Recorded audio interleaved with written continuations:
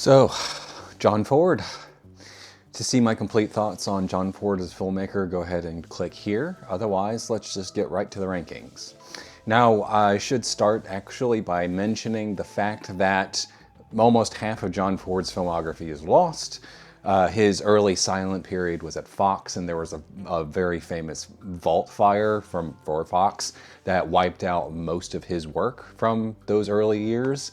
So what we have is small snippets through his silent period, and the end result is something like 76 total films. I was able to find reels for another one called Mother McCree, but it's so incomplete you might as well not even try to review it. Otherwise, here we are, the 76 complete films of John Ford still in existence. Number 76 is Kentucky Pride. This is one of Ford's later silent films, and it's a weird one. It's told from the perspective of a racehorse, but this racehorse, she ends up witnessing so many things that she couldn't possibly witness and outright commenting on it. Most of the intertitles are told from her perspective. So she ends up describing like the life of the household of the people who own her. It's a man named Beaumont, and his wife and his second wife, and his daughter, who is stepdaughter to his new wife. And it's like it doesn't make sense. It's a conceit that the movie keeps pushing, and it never really makes sense. Beyond that, the movie's kind of just this structured telling of this horse's rise and fall and eventual rise again through her daughter. Her daughter horse is named Confederacy and ends up becoming a more successful racehorse than she ever was. And you can kind of see how the pieces are supposed to connect, but each individual element just seems so disconnected from all the rest that nothing really kind of comes together. It doesn't really help that it's really hard to figure out where Kentucky Pride actually is in most of her shots, especially early. She's one of a bunch through her training until she's finally singled out. And, throw on top of the fact that it's kind of hard to, bring out character in a horse that doesn't emote. So it feels like an experiment. On a certain level, the intertitles feel like, the guy who wrote the intertitles was just having fun and decided to make it that. It's unclear if the conceit was there from the beginning or if it just came in like during the editing period. I don't really know. But ultimately, the film is just kind of a weird little mess that doesn't really work. Number 75 is Tobacco Road. This is reportedly one of Steven Spielberg's favorite films. I've seen him interviewed where he says that he watches this before he makes every movie because it gets him in a certain frame of mind that he finds conducive, and I don't get it. This is one of the broadest comedies I've ever seen, and it doesn't really work. Based on a stage play, which was itself based on a novel, it had to be sanded down heavily in order to pass the Hays office. And I don't think that process worked in the film's favor because there doesn't seem to actually be a point anymore. It's really about a layabout named Jeter who is about to be forced off of his farm. He has let his farm languish for years, and suddenly he has just a few days to raise $100. So the movie is him conning people out of money left and right, failing at it, and being very broad in all of the instances. Flailing, his arms are out, screaming. It's weird. It doesn't work. I can't get into this film like at all. The characters are unappealing and so broadly drawn that they don't feel real, while at the same time I don't find any of the comedy to be actually funny. And it's a situation that just, it feels effervescent. It doesn't really feel solid. And I assume that's because in the writing of the script to get it past the Hays office, they kind of had to pull the entire point out. I assume the play and the book are much harsher looks at kind of reality, in the titular Tobacco Road and poverty during the Great Depression. But this is just broad comedy that just does not work for me. Number 74 is Two Rode Together. This is late stage John Ford, and this is a movie that John Ford didn't want to make. He didn't like the script, he tried to get it rewritten, but the rewrite never gelled. He essentially made it out of obligation to the recently passed Harry Cohn, head of Columbia Studios, because he felt, a certain obligation to the friend who had helped him through his career here and there. On the surface, there are a lot of similarities to The Searchers, but it takes forever to get there. It's the story of Jimmy Stewart, who is kind of a Western sheriff with a terrible reputation, and Richard Widmark, who is an Army officer who has come to get him and bring him to the fort. And you know what? That doesn't sound like a lot. That's pretty much the first hour of the film. There's a lot of little business that doesn't really matter, and you end up feeling that throughout the film that there is just little business all over the place that doesn't really matter, because nothing actually really coalesces into one story. At about the halfway mark, we get to the Searchers comparison, and it's because there is a group of settlers who have yet to settle after 10 years in the area because their children were kidnapped by a local Comanche tribe. And it becomes Jimmy Stewart's and Richard Widmark's obligation to go and kind of track them down. There is no emotional reason for them to do it. This is not Ethan in The Searchers searching for girl who might be his own daughter, definitely at least his own niece. This is just the plot needs to happen. Eventually we kind of get to what may actually be the point of the film. With about 30 minutes left, we get one of the girls back, and she's been with the Comanche so long she no longer considers herself white. So it's essentially what Natalie Wood might have done in The Searchers if she had been written more, especially in the end. So there's some culture clash stuff late in the film that's sort of interesting, but it's so late that it doesn't really matter. We've spent so much time, with little business around collecting supplies, around internal politics with the Comanche tribe. It's just, it's a mess. It doesn't come together. And you can just really feel this is a movie that John Ford made out of obligation, and he had no heart in it because he couldn't save it. Number 73 is The Blue Eagle. This is one of his silent films, and it's just kind of a mess. It's a weird movie. It's the story of George and Tim. They come from the same town, and we meet them in the boiler room of a World War I naval vessel. And they hate each other. Their entire gangs are there. There's a lot of contrivance in order to kind of make things happen, and the gangs is one of the earliest signs of that. And it kind of blows up, and what does the command structure on the naval vessel do? Well, it organizes a boxing match on deck. The movie's only 56 minutes long, and part of the reason is that some of this is lost. There's a battle scene or something that was supposed to happen right here, and it's just replaced with intertitles because it's lost. And then they go home. And how important was all of that stuff on the ship? Not really at all. It was none important. Because they get back, and George has a younger brother who is, in some kind of trouble. It's weird how little descriptive there is on this. This is pre-Hays Code, so they could have gone a little more explicit with what was going on. It seems like he's a dopehead, but this is the 1920s, so a dopehead means a guy dressed in a full suit just kind of laying around. It's hard to tell. George and Tim eventually have to come together to work together to take out the dope runners who have a full-on military-sized submarine that they have to take over. It's a weird movie. It's got just a bunch of little pieces that just never connect. There's no effort to actually make this feel like a single story. And the worst part is this follows up from Three Bad Men, which is one of his best silent films, and it's just indicative of how quickly people had to work at the time. He was making 3 movies a year. There was no time to agonize over details on this. All right, we've got the script, we have the people, let's go. And you know what? Sometimes that works, and a lot of the times it doesn't. Number 72 is Born Reckless.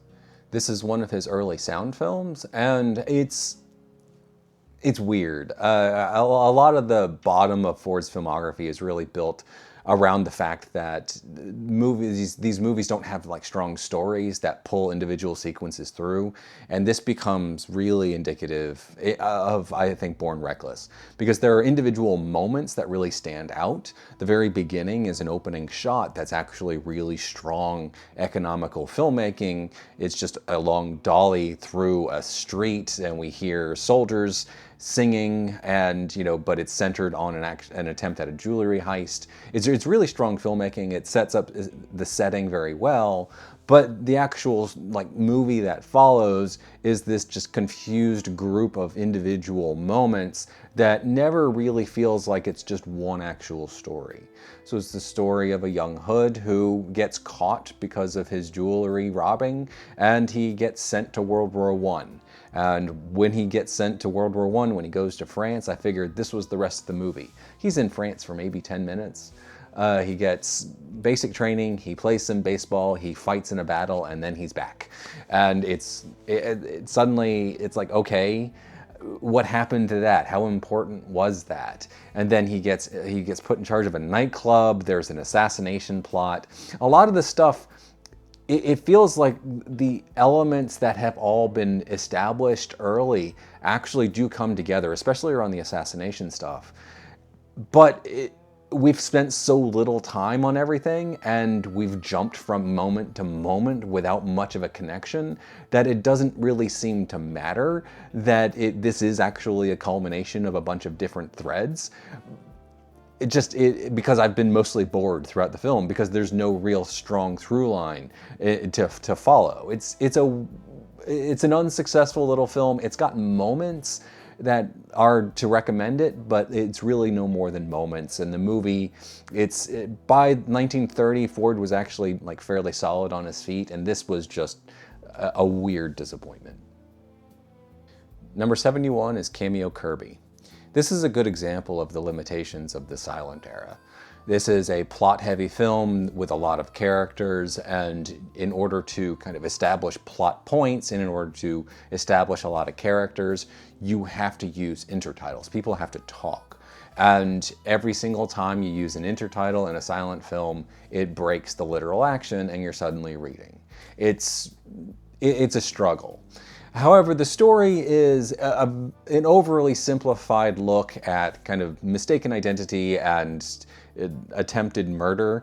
It's centered around Cameo Kirby, who is a gambler who gets blamed for the death of a man, and the man's family comes after him. There's another death that looks like a murder.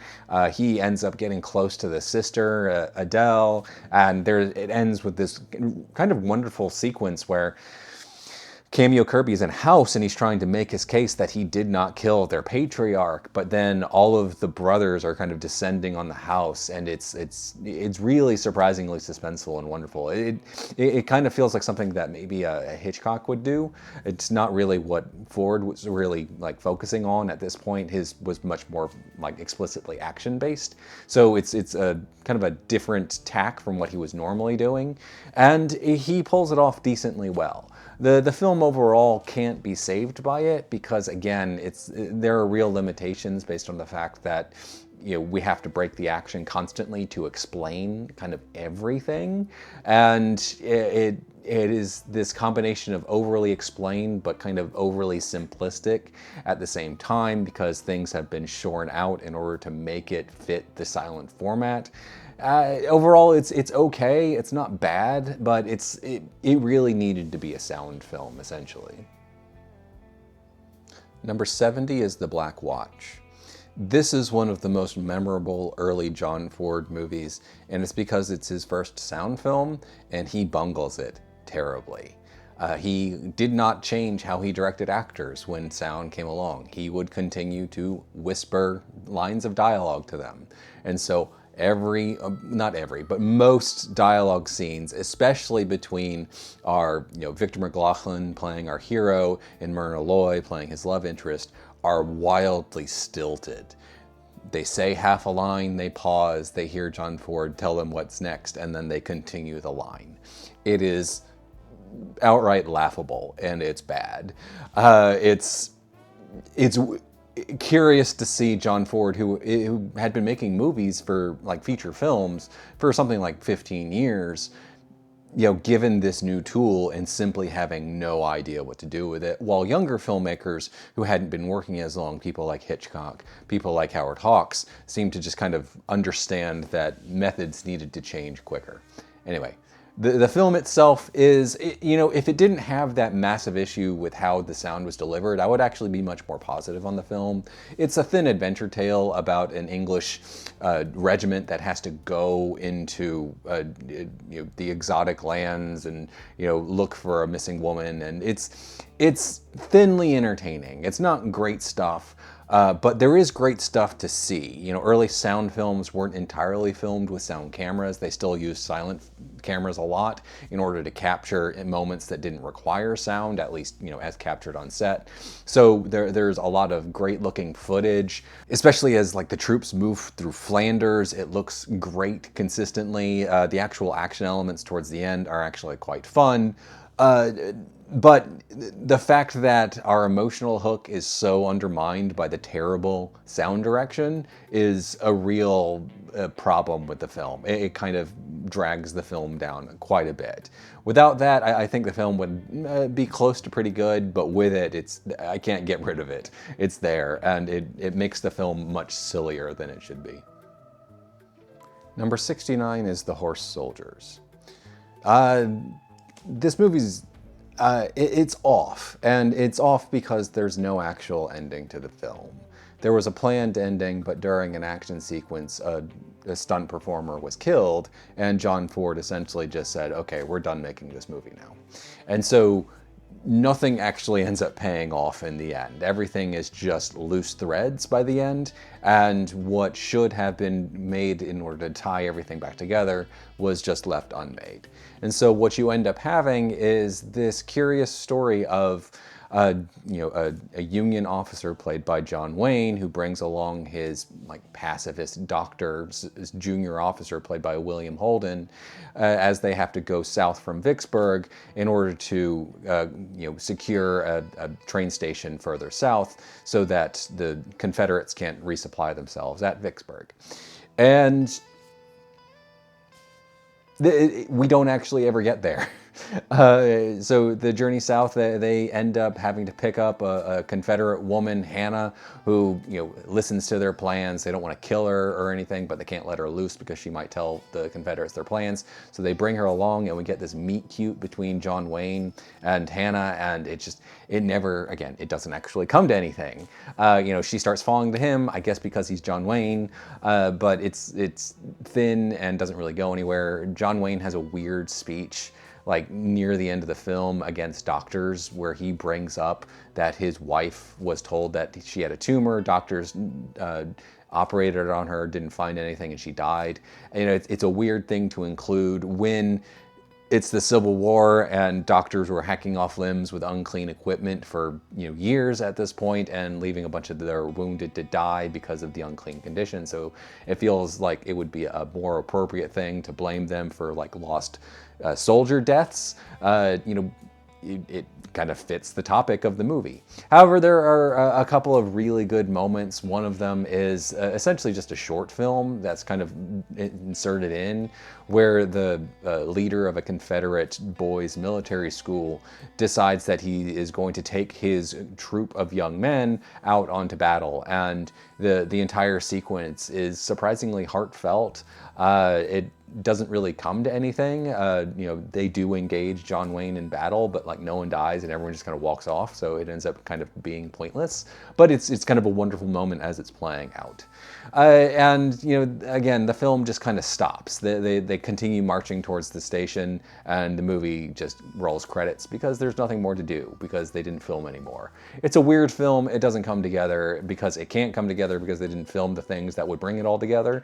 But it's got moments. I enjoy John Wayne, just he's a fun actor to watch, but that's kind of it. It's a weird mess. Number 68 is Mogambo.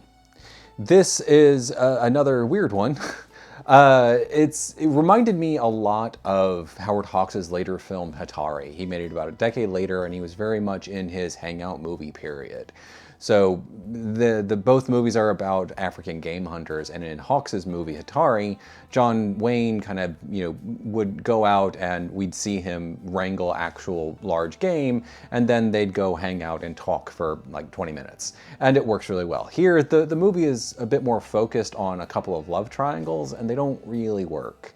It's Clark Gable, Ava Gardner, and Grace Kelly are kind of the three main ones. Ava Gardner's role kind of feels like it comes out of nowhere. She's dismissed early in the film, and then she comes back. She was married to Frank Sinatra at the time, and he was there on set making big spaghetti dinners for everyone. Apparently John Ford kind of sort of fell in love with Ava Gardner, and he was throwing the script out left and right, and maybe he just kind of upped her role. I don't know. The big problem though is that Clark Gable and Grace Kelly are, they're falling for each other, but Grace Kelly is married to Donald, and Donald has no idea what's going on. He has no clue. He's sick for a long stretch, and then he just simply has no idea what's going on, and so there's no real like tension around it. It just kind of languidly lays there. The real strength in the film is in the location filming. It looks great. And through most of the film, there's this very good balance of the on-set, on-location stuff and stuff filmed on sets in Los Angeles. However, the ending kind of flips that, and it goes more heavily towards the on-set stuff, probably because it was more dangerous with guerrillas. And it ends up not working as well. So the film overall it doesn't really come together all that well. It really does feel like a production that just kind of went out of control, and no one had like any real clue about what the movie's story was actually supposed to end up being. But there are entertaining moments through. It's got about a bunch of charming actors being charming, and that's something. A lot of the filming looks great. A couple of the sequences are quite good, but overall, this is a kind of a mess of a film. Number 67 is Dr. Bull. Now, John Ford made a handful of movies with Will Rogers, and it's easy to see why. Will Rogers was an entertaining, affable personality, and he carries most of this film entirely on his performance. He plays the titular Dr. Bull, who is a doctor of a small town, and most of the movie is just him kind of dealing with the fact that the town won't leave him alone. They're constantly harassing him to fix their small ailments so that he can't get any time to himself or any other assignments that he has around the town.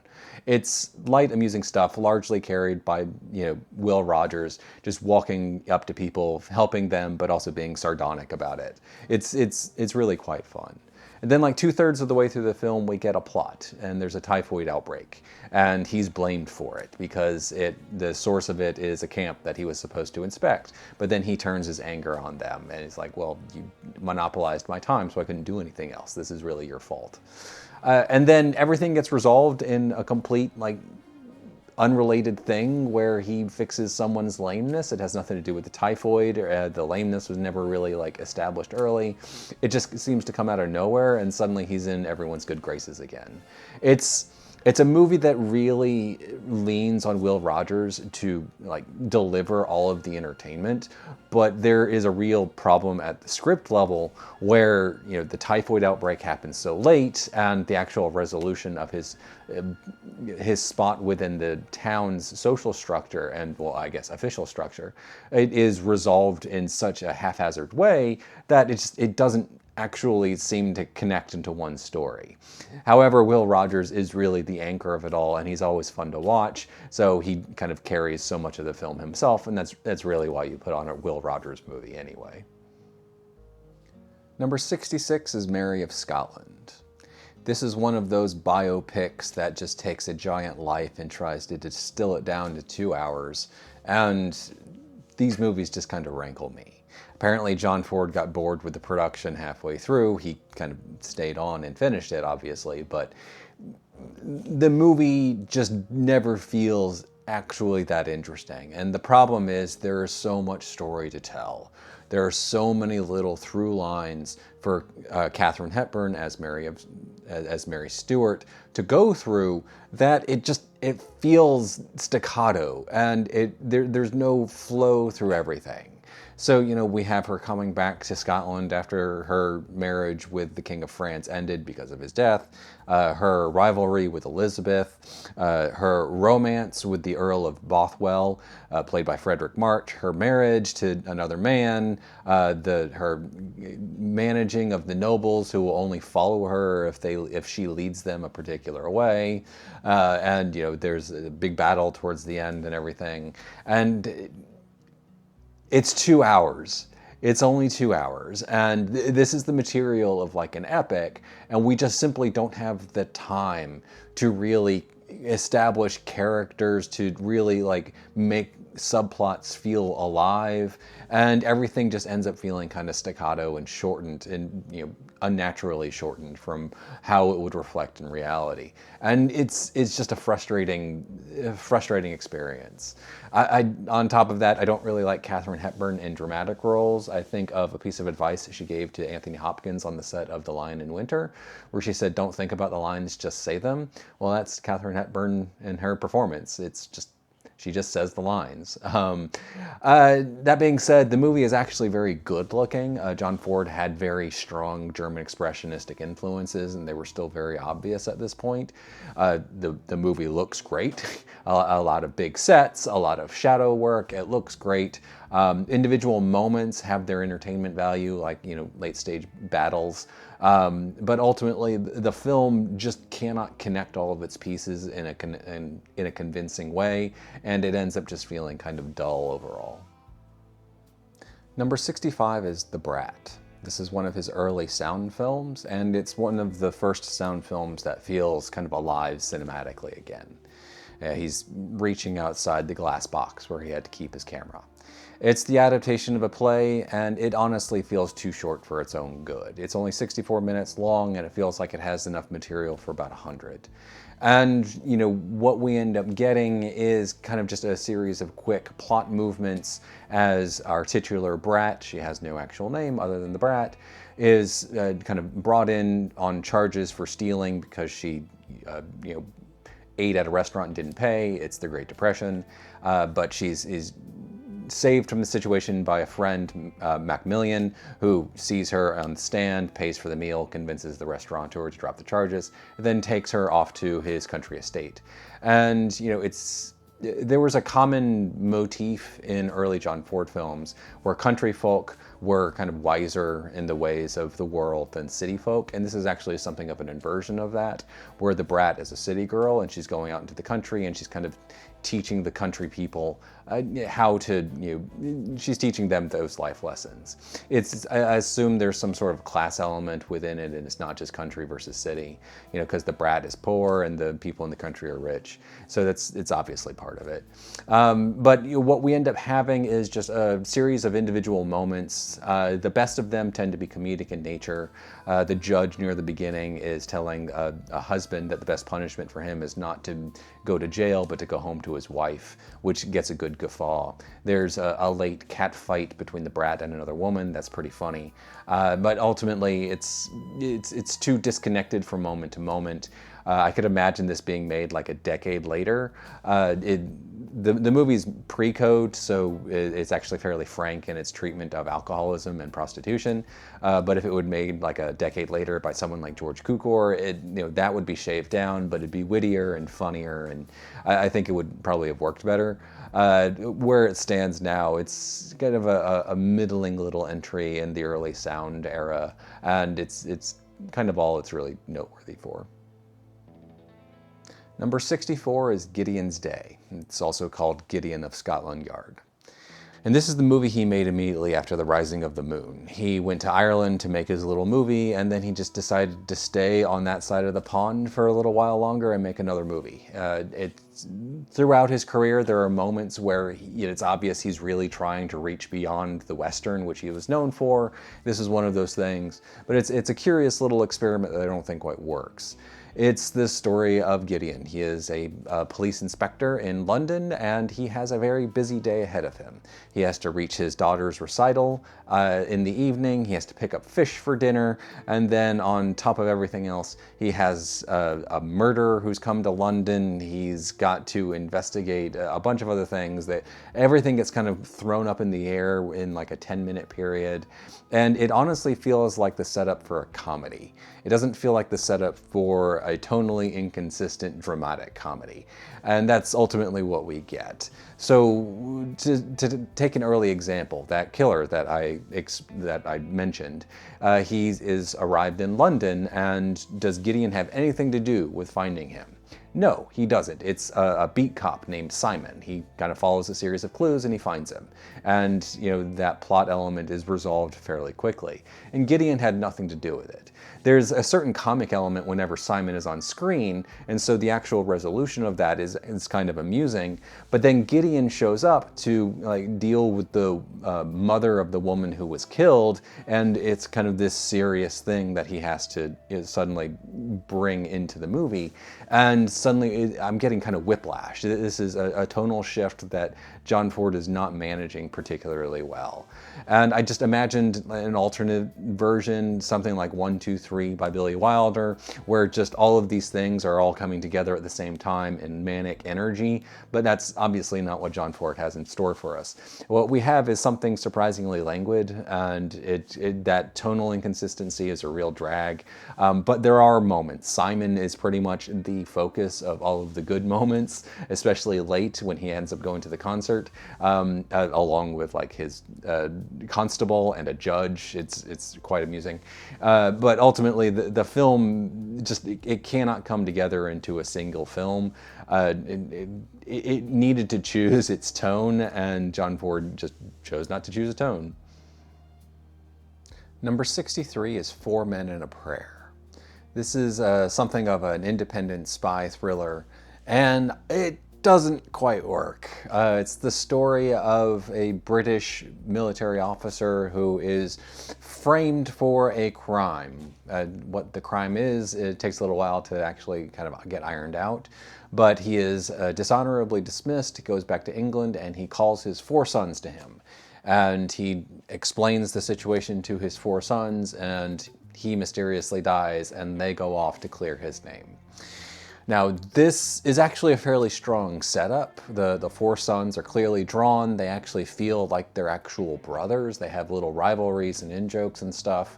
You know, it's really helped by some of the casting. You know, you have George Sanders and David Niven's playing a couple of them, and they are fun to watch.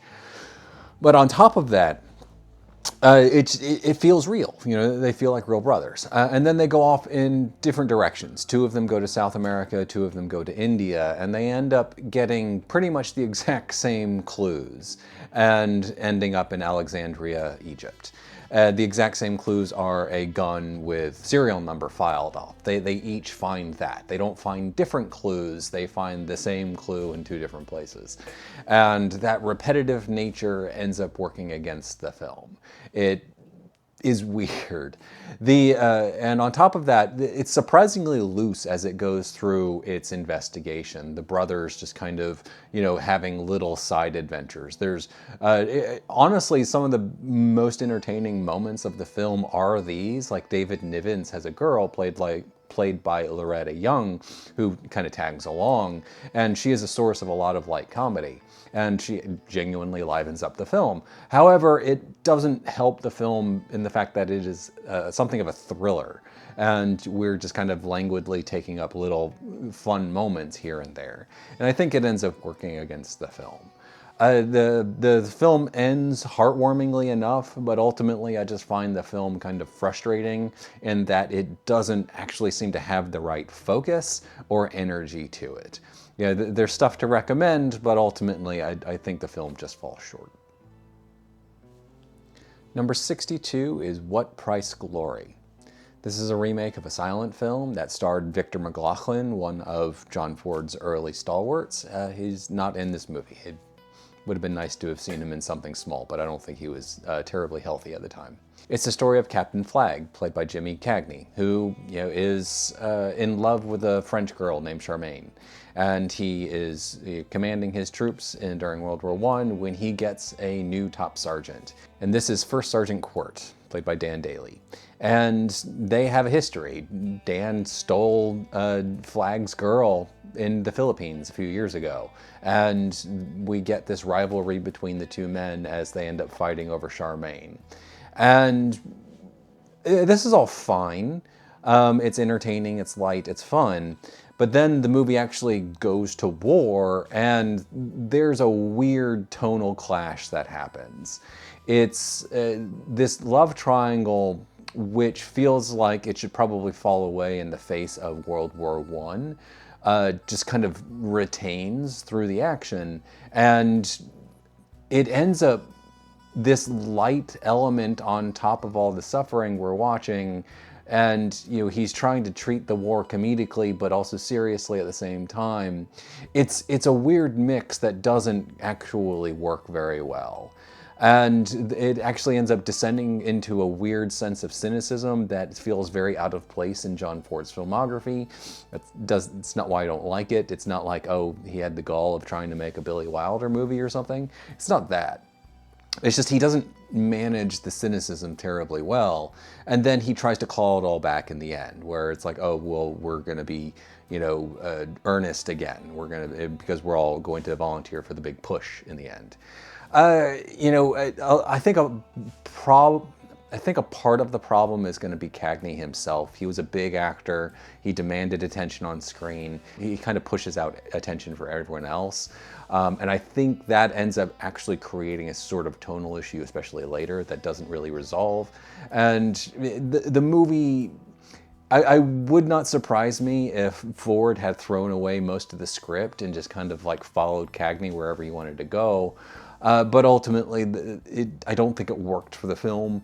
The film's a bit of a mess, and I wish he had imposed a tone more thoroughly from the beginning. Number 61 is Hell Bent.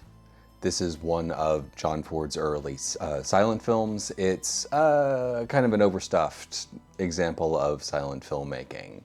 It's only about 50 minutes long, but it's got like 4 major subplots that eat up a bunch of time, and it prevents any single one of them from really dominating the film at all. There's Jack, a Wells Fargo employee who gets fired because he keeps losing lockboxes to bandits. Jack's sister, Bess, who has to go work in a dance hall which she considers debasing. You've got Harry, played by Harry Carey, who, falls in love with Bess, but he has also a big sequence that is him developing a friendship with Cimarron Bill. And there's a lot going on, and we end up with just kind of these thin little vignettes that don't have huge impressions. The best part of the movie probably is the building of the friendship between Harry and Cimarron Bill. The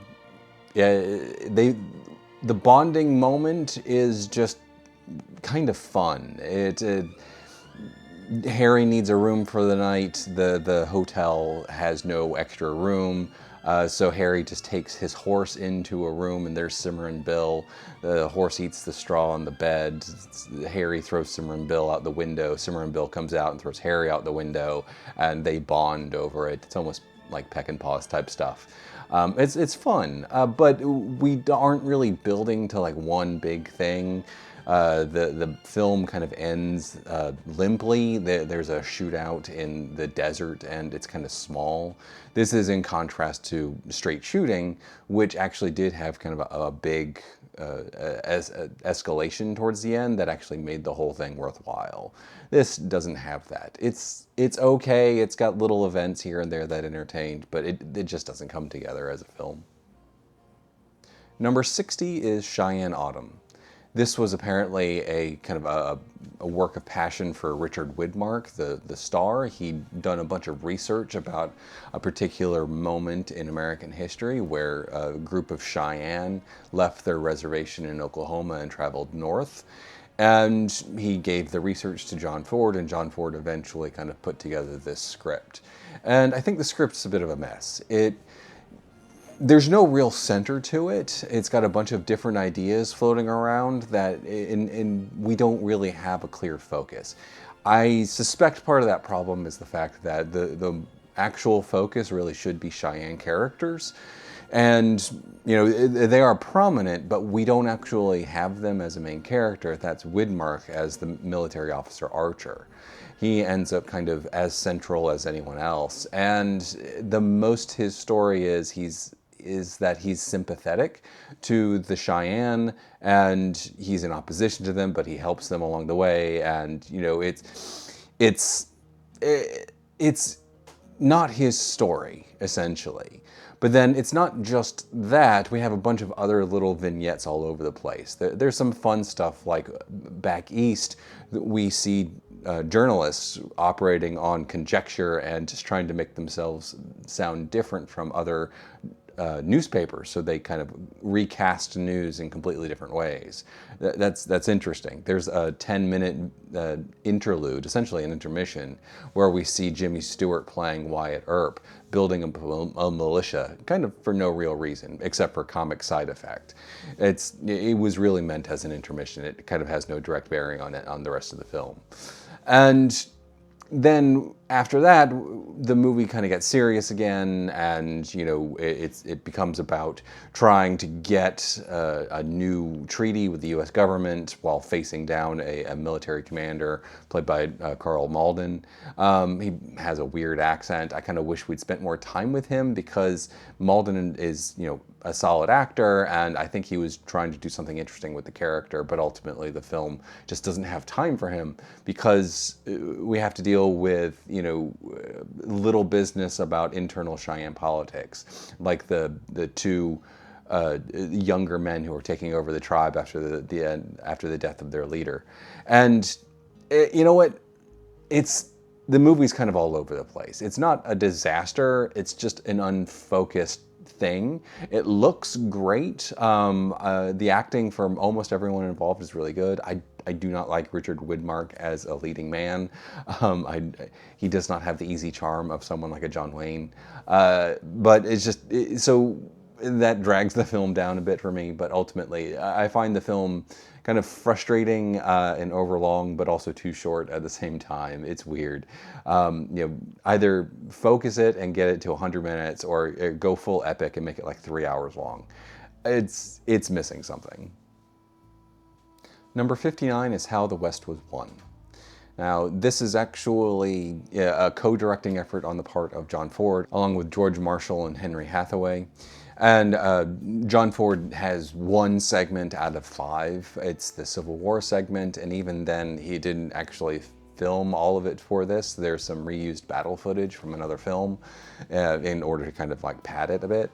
And, you know, so Ford has the best individual segment. That Civil War segment, it has stuff in there about, you know, leaving home, about nostalgia, about bonding within wartime. John Wayne has an interesting little cameo as Sherman, but it's okay. It's interesting. It doesn't have like the grand sweep of the epic that the entire film is supposed to have, but it's a solid little bit of drama. The rest of the film is really hindered by the fact that there's no strong overall story. It's essentially 5 vignettes following a single family as they expand west over time, and the individual episodes range from kind of terrible to sort of okay. Like the opening just feels like a bad weekly Western episode of a television series, and it doesn't really connect. You know, the action feels removed from any sort of emotional stakes because we don't know characters that well. As we move from one incident to the next, there are such large breaks between the action. Even if we're dealing with the same characters, years have passed and the actual like conflicts have completely changed. So we end up just as individual vignettes that don't actually connect terribly well. They're connected by family, but nothing else. There's no thematic focus, there's no plot focus, there's nothing that really connects connects them. And that ends up creating a kind of frustrating filmed experience where we are looking at just individual episodes that have to rise and fall on their own, but if most of them aren't very good, then what do we have? We have this grand sweep of vision, but nothing really strong to grasp onto. So the movie's frustrating. There's great spectacle along the way. There's a river rapid sequence that's something to talk about. The John Ford sequence of the Civil War is the best of them, but overall it's fine. Number 58 is Airmail. Now, this movie sticks out to me for reasons that are not related to the movie itself. It's about how it has a lot of the same plot mechanics as a couple of Howard Hawks films, Ceiling Zero in particular. The other is Only Angels Have Wings. And it's remarkable how similar they are.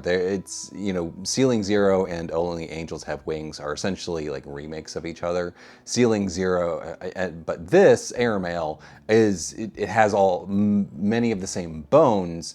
It's not quite the same. Anyway, that's enough of that. The movie is interesting. I don't think it quite works. It gets close. It's about a commercial airline that delivers mail, obviously. And it's headed by Mike, who is played by Ralph Bellamy.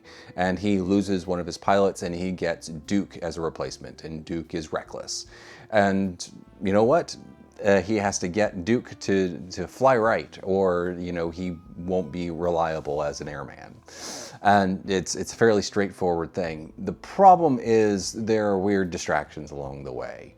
There's a very minor pilot character who all out of nowhere needs to prove himself.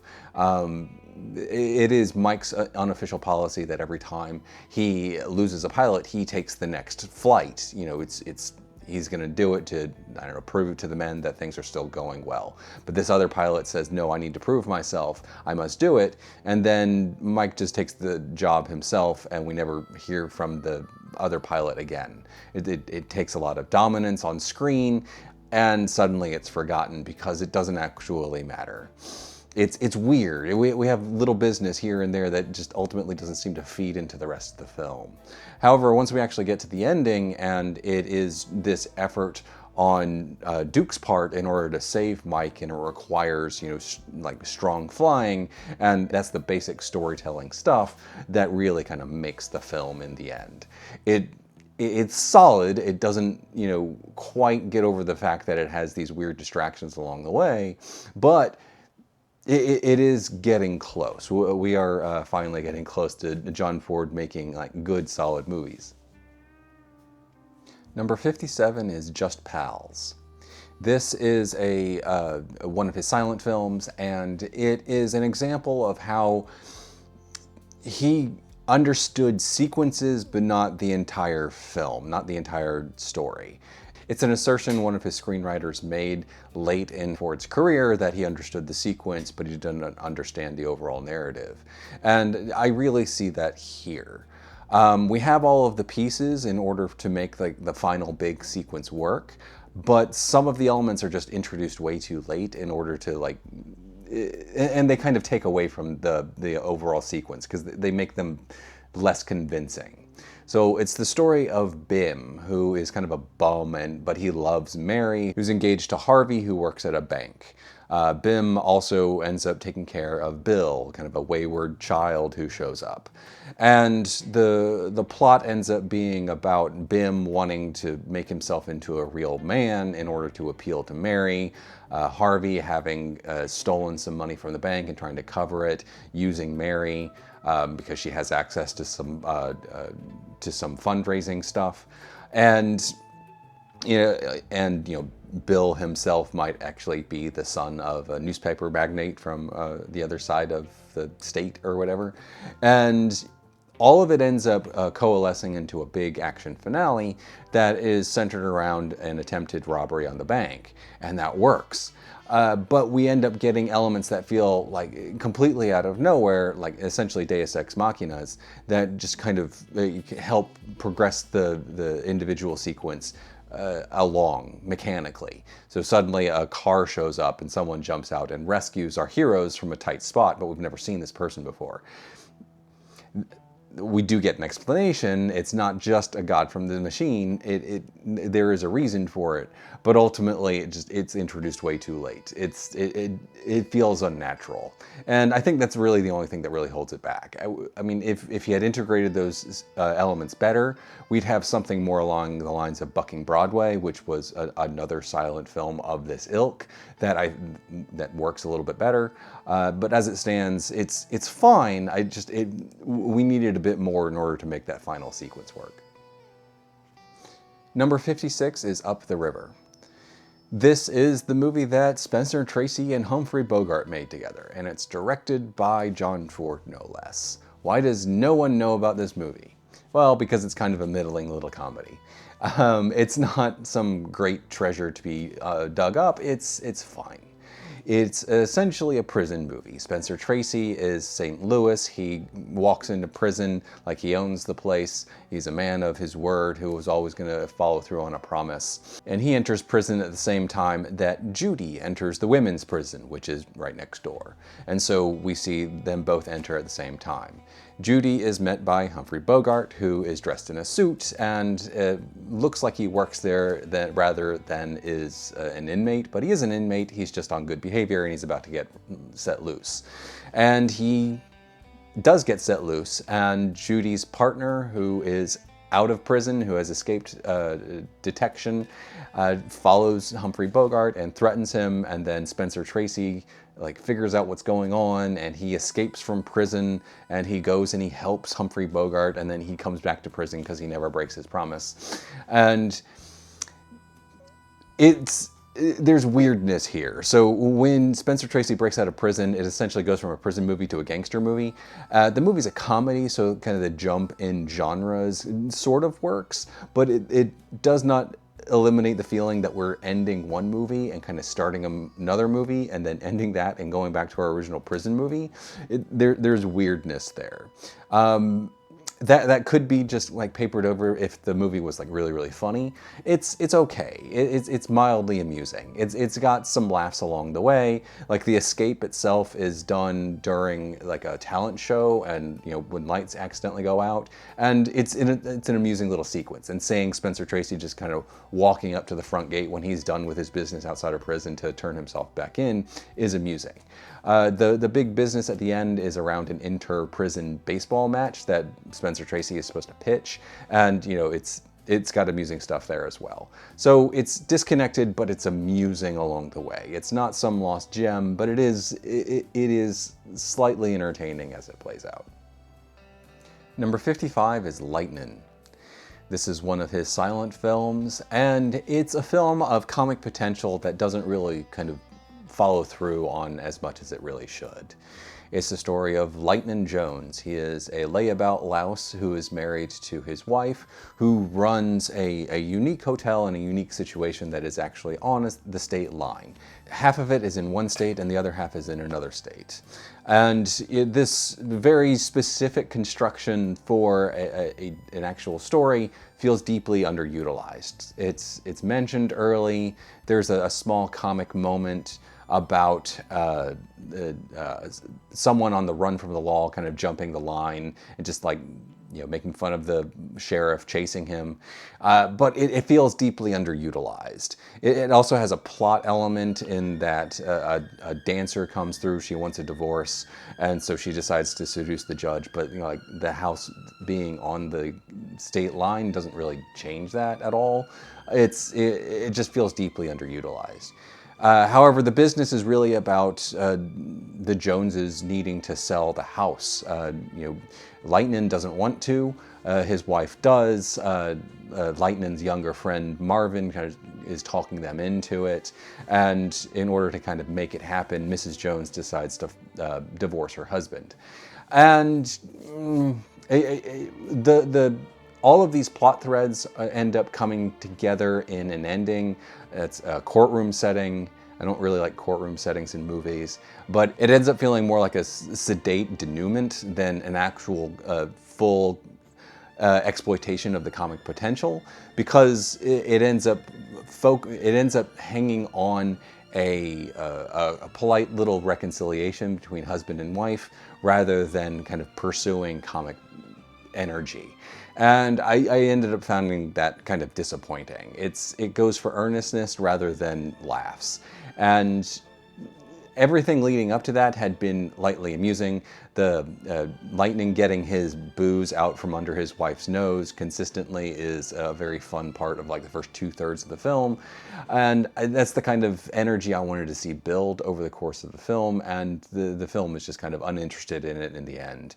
Instead, we get this earnest reconciliation, and I was less entertained by that than I thought I would be. Overall, it's fine, it's got moments, but I don't think it quite comes together as well as it could.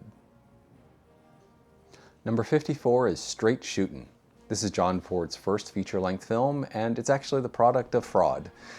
He told the studio that he had lost all the footage for the completed film, and it was supposed to be a short film. The footage was fine, studio gave him more money, and he filmed the rest of the movie.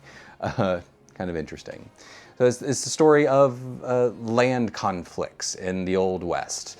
And it's kind of standard stuff. The first half hour is kind of a muddled mess of introductions. It's a combination of like straightforward, silent mechanics and just certain overstuffedness combined with a very long like bar scene that doesn't really go anywhere. However, after that first half hour, the movie actually like really kind of gathers all of its plot threads together and just pushes forward with great energy. It becomes this wonderfully entertaining, very large, entertaining sequence as different pieces are running around, and it's all predicated on someone getting shot in the back, and so there's honor involved, and it's a lot of shootout, and it's very clear action. It's very well done. I would be a little bit more positive on the film if the final 10 minutes didn't introduce a love triangle out of nowhere, and the love triangle doesn't actually work that well. So what I end up having is kind of an opening half hour that needs cleaning up, but kind of functions, and then the big sequence, which is very fun, and then kind of ending on a weird final note. So it doesn't quite come together overall, but it's getting close. We're getting real close. Number 53 is Upstream. This is an interesting little kind of focused little story. It's a silent film. It is the story of, well, I mean, it's got a lot going on. There's a lot of over busyness in John Ford's early work, and this is one of those examples. It's the story of a boarding house for actors. And we get a lot of small business as all of these minor characters demonstrate comic potential within this situation. What sticks out in my mind is some dancers whose room is over the dining hall, and they're practicing, and it makes the chandelier go back and forth, which annoys everyone. And it's amusing stuff, but ultimately it comes down to a love triangle. It's Brassingham, who is a talentless actor who a powerful agent comes by to discover, and he gets turned into a great actor overnight. This movie's only 60 minutes long, and it's got a lot of business to do. There's no time to show us a hapless actor becoming good. So it's him, and then it's Gertie, who has an affection for him, and then Jack, who's kind of more of the everyman. And Brassingham goes off and becomes successful. We skip ahead a few months. He decides to come back, and just to visit his old boarding house, and there are comic misunderstandings and everything, and proper comeuppance as the haughty big city person gets what's coming to him, which is a common motif in these films.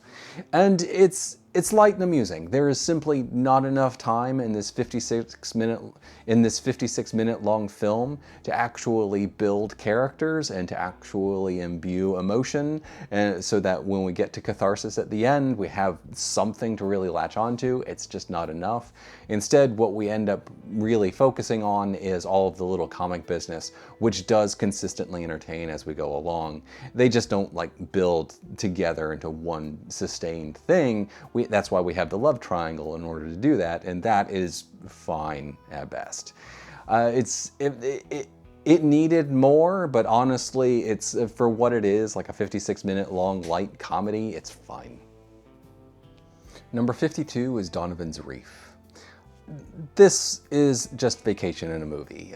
John Ford needed to sell his yacht to pay some taxes, so he took John Wayne and Lee Marvin out to Hawaii, and they spent a few weeks in Hawaii making a movie and saying goodbye to his yacht.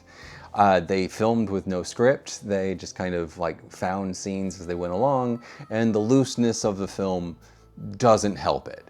However, the film is really built on charm, and it's also a subgenre of like a place's magic. So I recently did my video on David Lean, thinking of summertime and Venice.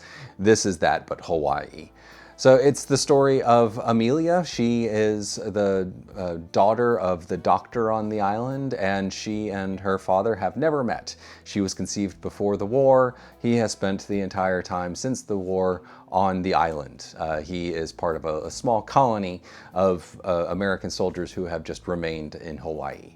And she wants to go and find her father and discover if he's following a moral life. If he's not, she can strip him of his shares and take full ownership. And this is just an excuse so that she and John Wayne can get together and have a meet cute. The age disparity between John Wayne and Elizabeth Allen, who plays Amelia, was so large it made John Wayne so uncomfortable that he stopped making May-December romance movies after this. It probably should have gone to Maureen O'Hara, but you know, I think she was probably too old for the role, but whatever. And the film just ends up being this loosely collected series of vignettes that have a charm on their own. We start with Lee Marvin, who has been shanghaied on a ship, and he jumps overboard, he swims to the land, and he immediately gets into a fist fight with John Wayne because it's their birthday tradition. Their birthday is December 7th, which is also, you know, the day that the Japanese attacked Pearl Harbor, and you know what? Nothing actually happens because of that. It's just kind of a detail that loosely hangs out. There's a lot of stuff with Amelia and her father's other children, who are the children of a Hawaiian woman who died giving birth to the third, and so, you know, the place is magical happens through there. There is resolution with her father, but the resolution doesn't really seem to make much sense. But we're quickly moving on, and we have just like these nice moments as the children learn that they're actually Hawaiian princesses, and the romance leads to a proposal, and it's charming, it's nice. And it really floats on the charm of its actors, and that's where the movie works. It needed a script, it needed something to tie it all together, but just being with people who are charming and fun for a couple of hours is not the worst thing in the world. Number 51 is the Shamrock Handicap. This is something of an interesting companion piece with The Quiet Man. The Quiet Man is about an American of Irish heritage coming to Ireland, and this is about the Irish going to America. It's essentially like the generation before John Wayne. And it's mostly interesting kind of on a meta level about John Ford as a filmmaker and, you know, the topics he pursued. So I just find that interesting. But ultimately it's the story of the O'Hara family, mostly Neil. Well, I say mostly Neil because this was a period where John Ford was very much in love with all of his side characters, and the movies are so short, this is only like 65 minutes long, that when you have so much time dedicated to side characters, it kind of forces the films into becoming ensemble pieces.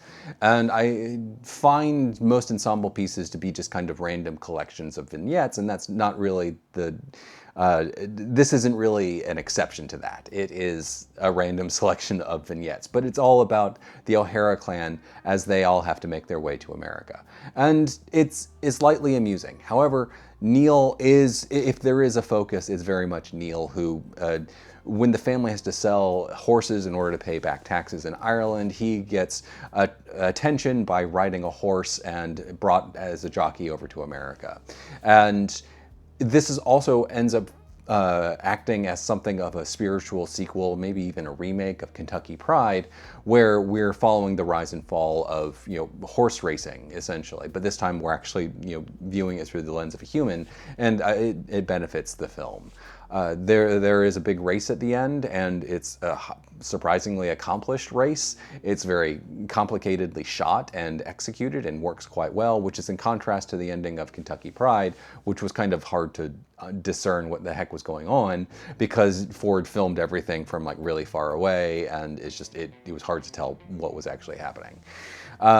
So the film is hurt by the fact that there's so much emphasis on side characters that it becomes this kind of loose ensemble piece instead of really focusing on an individual story.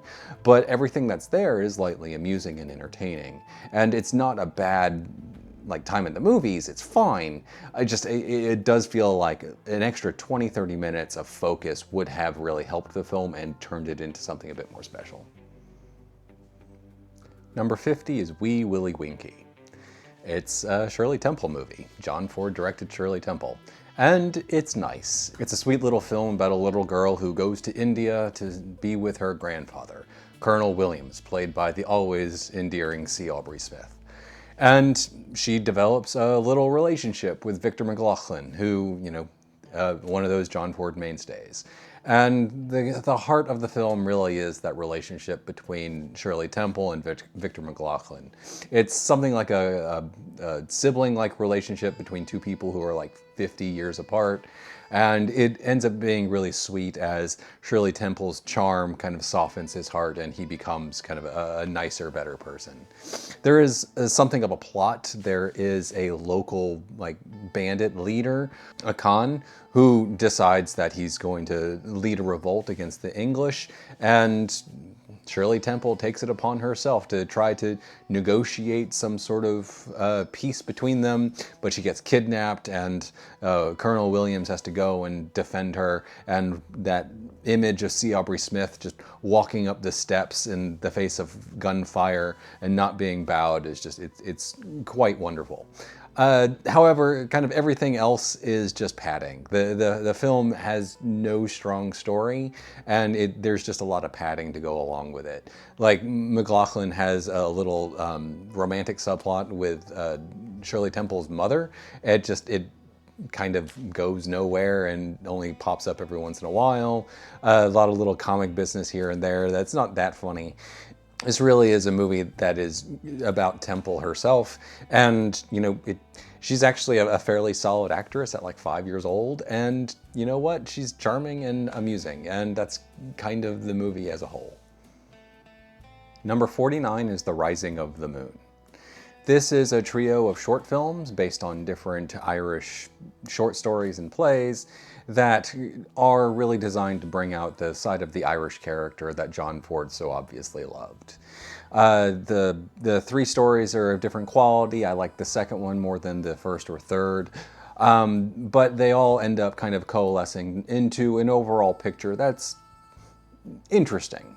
I don't quite think it's good, but it's definitely interesting. The first is about a moonshiner who is being arrested for assault, but it's about how the Irish character is full of pride and he has to turn himself in and he refuses to pay the fine. He refuses someone else to pay the fine. It's nice. The second is just kind of a collection of little moments in a train station as, just tiny, tiny little vignettes play out, and it just quickly moves from one to the next. And it actually feels like a bit of a continuation of some stuff from The Quiet Man, and it's really quite endearing. There's no like story. It's just really all of these tiny little views of the Irish character, and it's nice. The third is the most plot heavy. It is about an IRA member who has been sentenced to hang and the escape that he has from jail. And it's just, the Irish kind of watching out for themselves and, hiding him as he goes along, an American girl who takes his place briefly, and, the escape. It's nice, and I kind of wish that all of them work just a little bit better. I do like the second one most out of the three, but it ends up being just this interesting little experiment that John Ford decided to just make.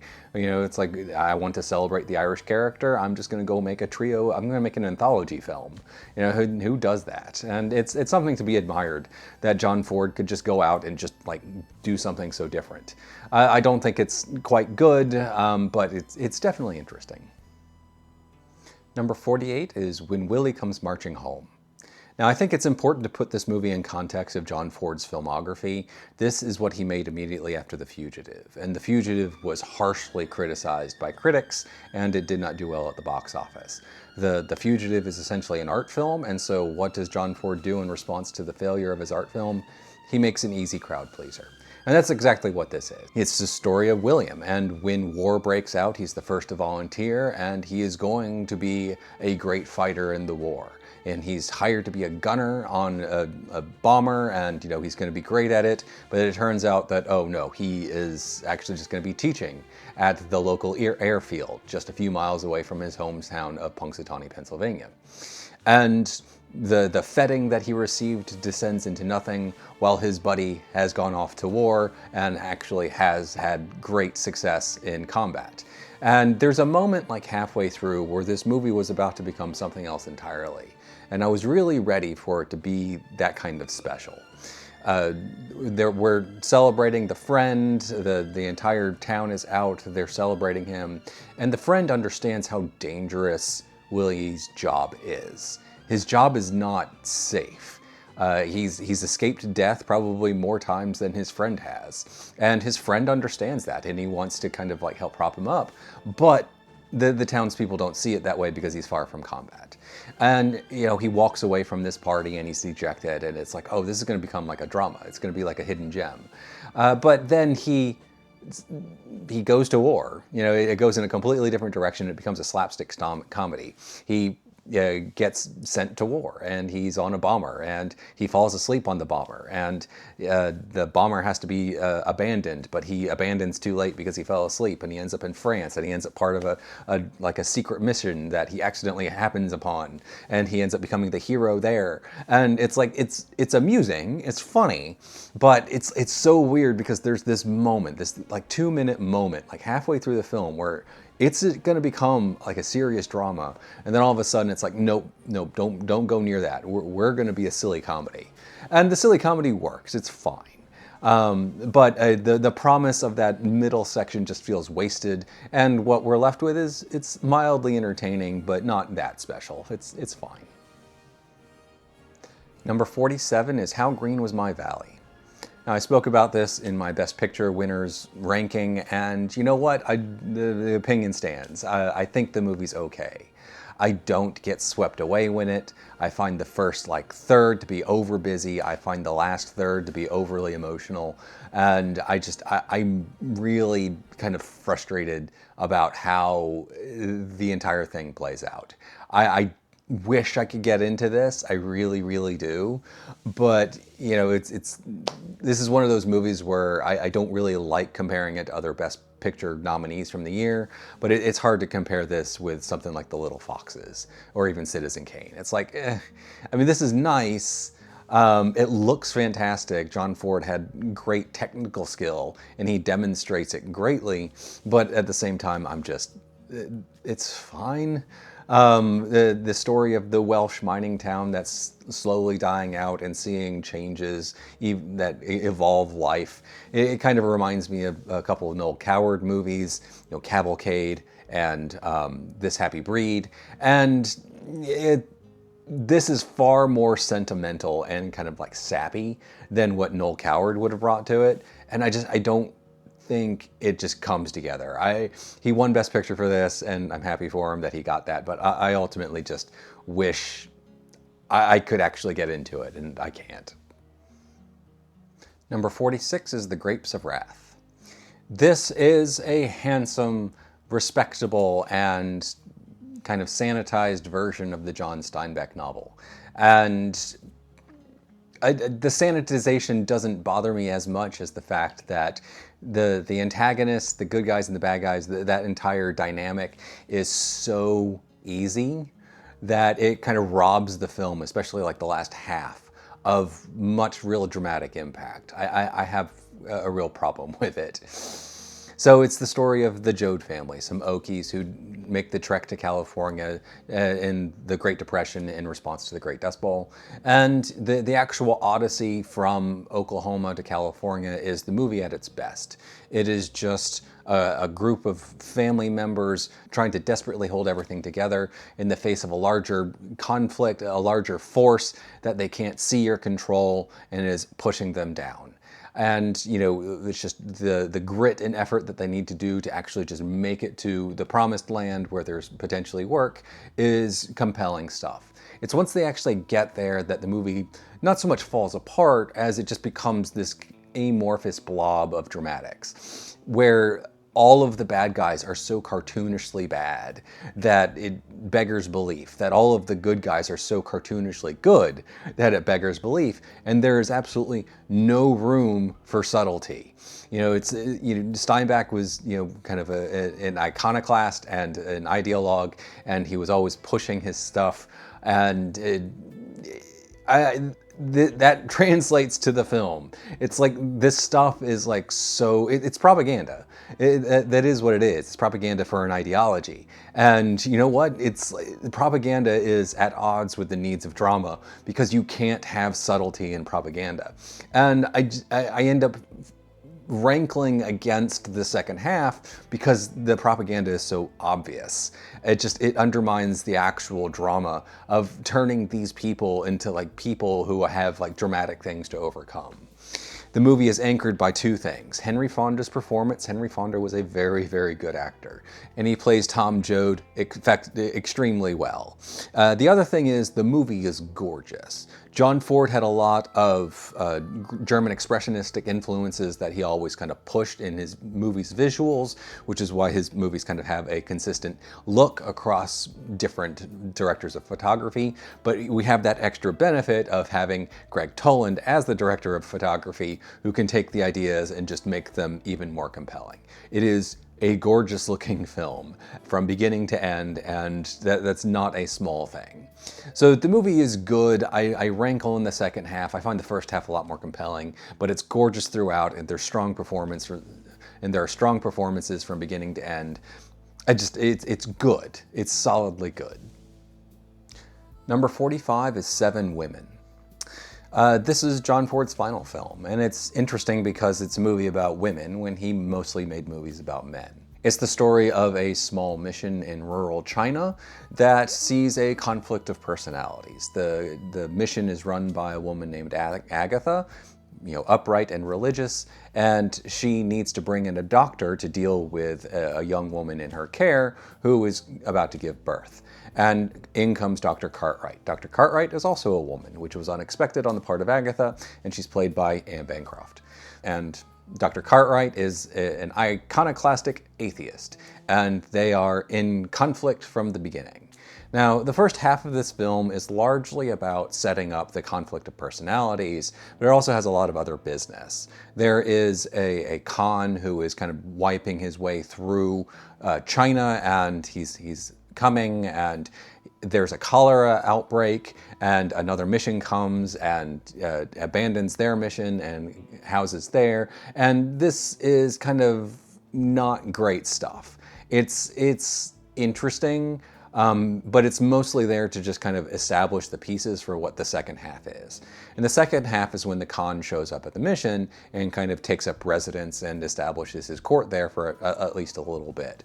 And we get the movement of the conflict from Agatha and Cartwright to Cartwright and the Khan. And that conflict ends up being what kind of drives the action of the second half of the film, and it's where the surprisingly effective ending comes from.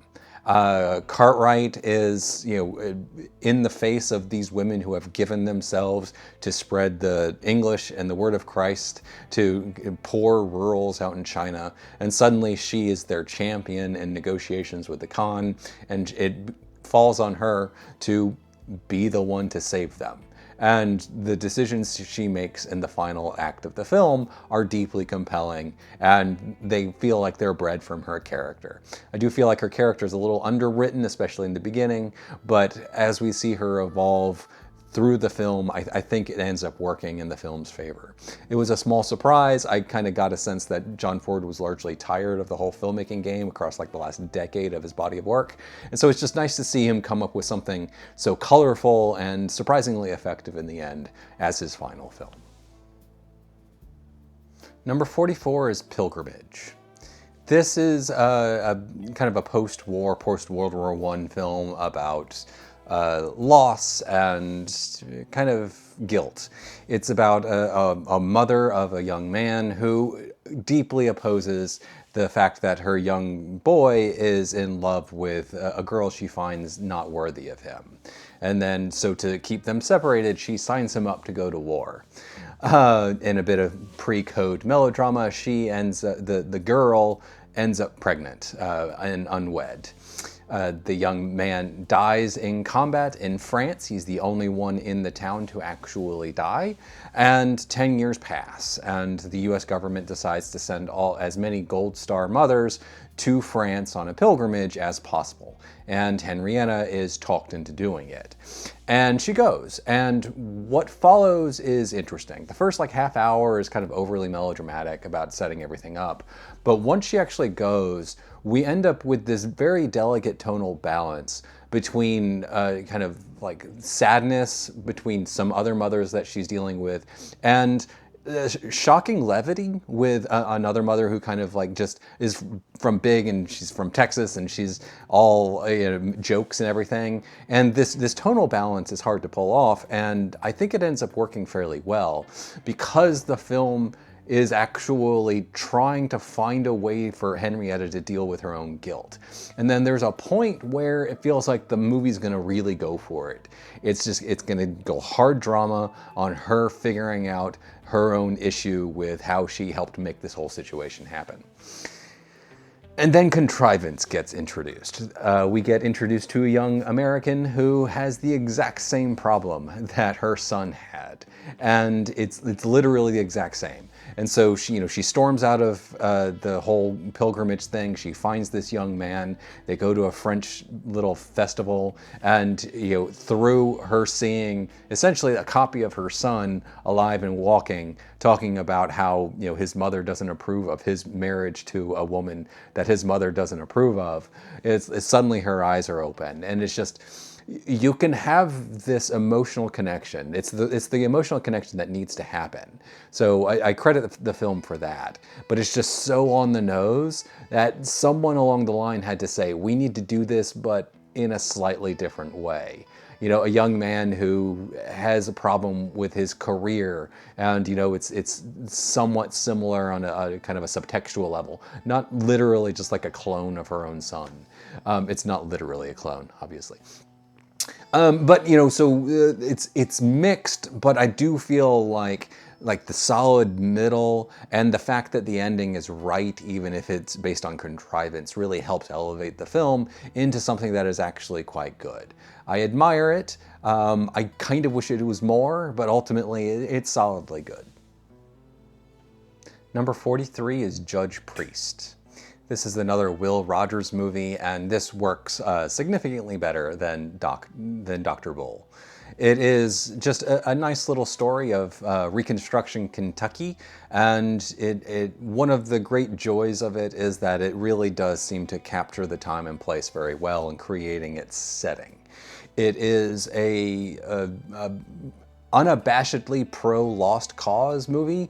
There's a lot of singing a Dixie, but I think it really kind of establishes the place very, very well. So it's the story of Judge Priest, played by Rogers, and his effort to just kind of fix little lives all around him. His introduction is a court case. He's the circuit court judge, and he's up against the prosecutor is a rival for his elected judgeship, and he ends up just kind of dismantling him completely by ignoring him and listening to the plaintiff talk about the best fishing spot, which ends up turning the jury against the prosecutor. It's amusing. It's quite amusing. The actual drama is around his nephew, Jerome. Jerome shows up in town. He's a freshly graduated law student, and he gets the affection for Ellie Mae, Judge Priest's young neighbor. And you know what? Jerome's mother will not approve, and so there becomes a mystery about who Ellie Mae's father is. It gets resolved. It's a secret. Judge Priest kind of figures it out early and kind of doles out the information as he goes, and it's nice. It has no, it's not really challenging on any really level. It's a nice little demonstration of Will Rogers' charm, and once again, it works. It's fun, it's amusing. The movie is kind of famous because it is one of the performances of Stepin Fetchit, the black performer who played the Coon character, and you know what? It made him personally wealthy. It is there in the movie. It's very outrageous, but it's there. What are you gonna do? But I don't think it hurts the film at all. It's kind of an interesting historical note at this point. So the film is entertaining. It's light, it's slight, it's fun, and that's really all it needs to be. And it works. Number 42 is Arrowsmith. This is an adaptation of an Upton Sinclair novel, and it really feels like it's been heavily sanitized for the screen. It is the challenging movie that isn't actually all that challenging, but kind of seems challenging in the moment. This was also reportedly John Ford going sober for a production, and so he went through it as quickly as possible, cutting scenes left and right that he didn't think were absolutely necessary. And I think that's part of the reason why the first 10 minutes or so are so weird. It's just a very quick series of little vignettes watching our title character, played by Robert Coleman, kind of grow up. It starts actually with his grandmother in a wagon going west. She's seen in 3 shots, and then it's done. We never see her again. And we see him as a boy, and then we see him as a young student, and then we see him get married. And it all happens in 10 minutes. It's weird. Why can't we just start with him showing up to this North Dakota town with his wife, who was from there, and just kind of start the story there? I don't know. But ultimately, he's a great mind, a great researcher, and he went here because of his wife. And you know what? He's bored. So he looks into a bovine question, and he discovers a cure that will help the cows in the area survive a terrible plague. And, where the film is most interesting is in its portrayal of the scientific process. He has to have a control group. So even though he thinks that this medicine will work, he can't give it to all the cows. He needs to know. He only gives it to half of them, and half of them die. It's the half he doesn't inoculate. And he has to go and he has to recreate it in a lab, and he gets sent to the West Indies. And all of this is strong, interesting look at how science works in a dramatic form. And then the West Indies feels deeply sanitized. Myrna Loy plays a local, and she ends up being little more than a pretty face. I'm fairly sure that in the book she ends up being a romantic entanglement for the married Arrowsmith. And without that in the film, she ends up literally just a pretty face who needs help. And it makes the last third of the film seem surprisingly without depth. It's weird. It doesn't quite come together at the level that it really should. The promise of the middle hour or so ends up feeling a little dissipated by the end. Still, as kind of just a view of how science works in a dramatic form, it's solid, it's good. Our central performance by Robert Coleman is actually quite solid. He plays different sides of the character very well. And ultimately, the film is a handsome, not as terribly challenging as it wants to be film from John Ford. Number 41 is Three Godfathers. This is actually a remake of a 1916 film, and that 1916 film is a lot meaner. The 3 titular Godfathers are kind of awful people in the original. They actually argue about which one gets to rape the dying mother that they found first. That is definitely not happening here. This is a much more sanitized, safer version because John Wayne, at the height of his popularity, was not going to be viewed as a monster by anyone in the audience. So the first act of the film is really just him and his 2 compadres being charming in the small town as they meet Ward Bond, who happens to be the small town sheriff. And it's this charming movie star type moment where everyone is just likable and fun. And then the movie actually happens. They rob the little bank, they run off into the desert, and they meet the dying woman and her new baby, and they have to take care of the baby. And the entire point of this is redemption.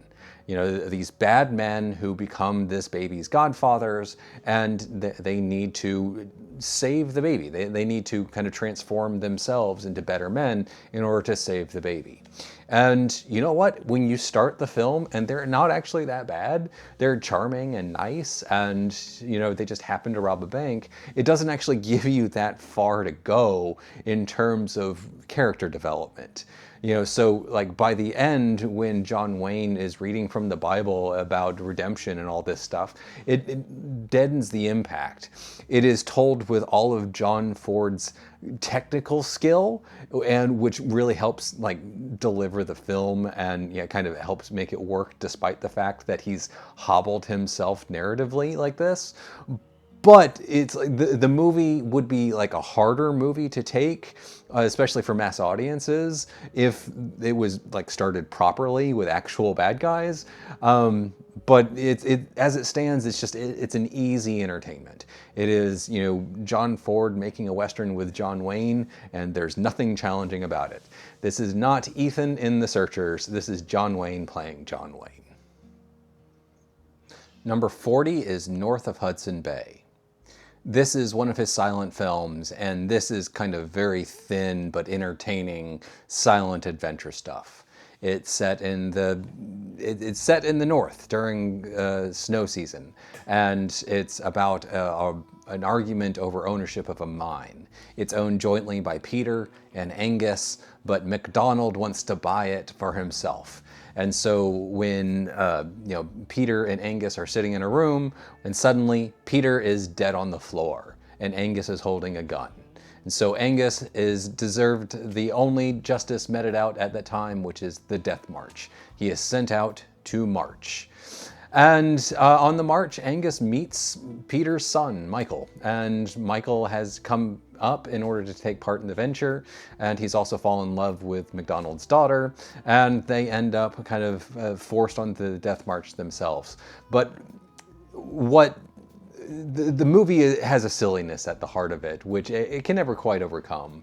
It's the actual resolution of how the gunshot happened. It's an absolutely ridiculous set of tiny little coincidences that accidentally set off a gun, and it's ridiculous. But the movie is really more concerned with just kind of the visceral nature of the actual conflict. And it's surprisingly fun.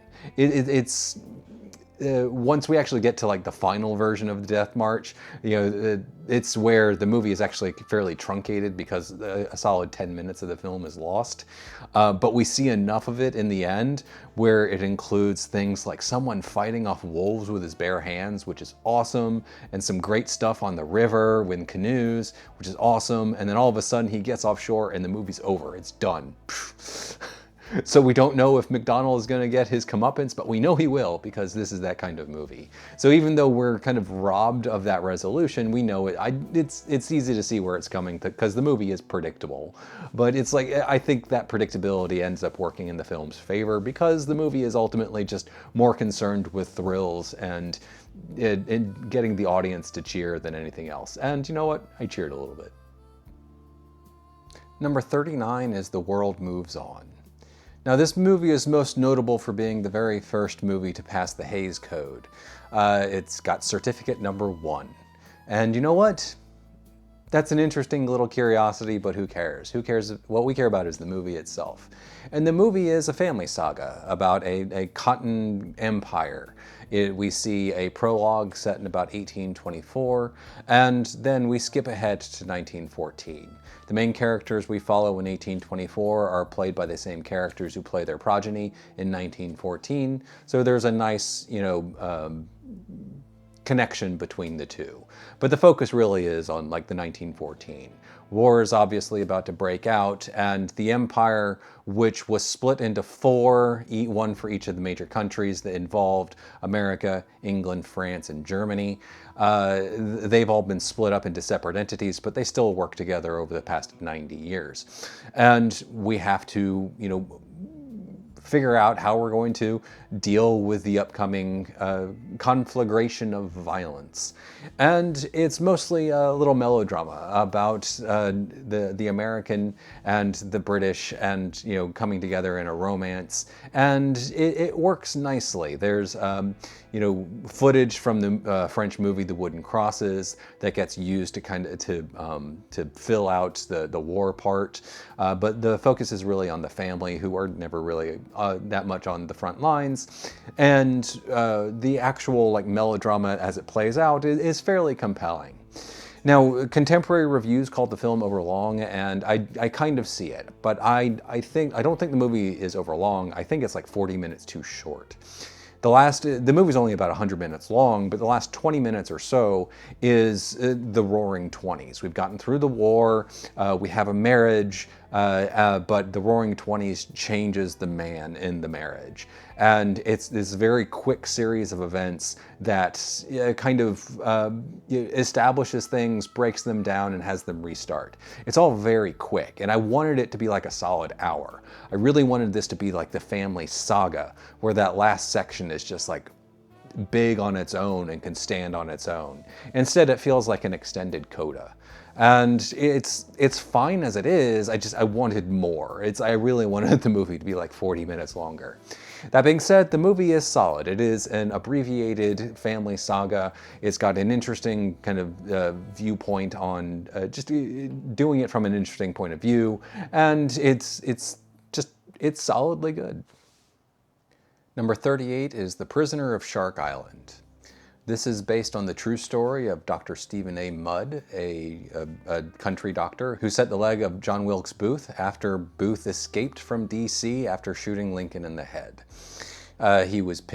Stephen Mudd was picked up by Union soldiers afterwards, and he was asserted to be part of the conspiracy to attack Lincoln, and he was tried in a military tribunal, and he was sent to prison on Shark Island, named so because it had a moat around it filled with sharks, set in Florida.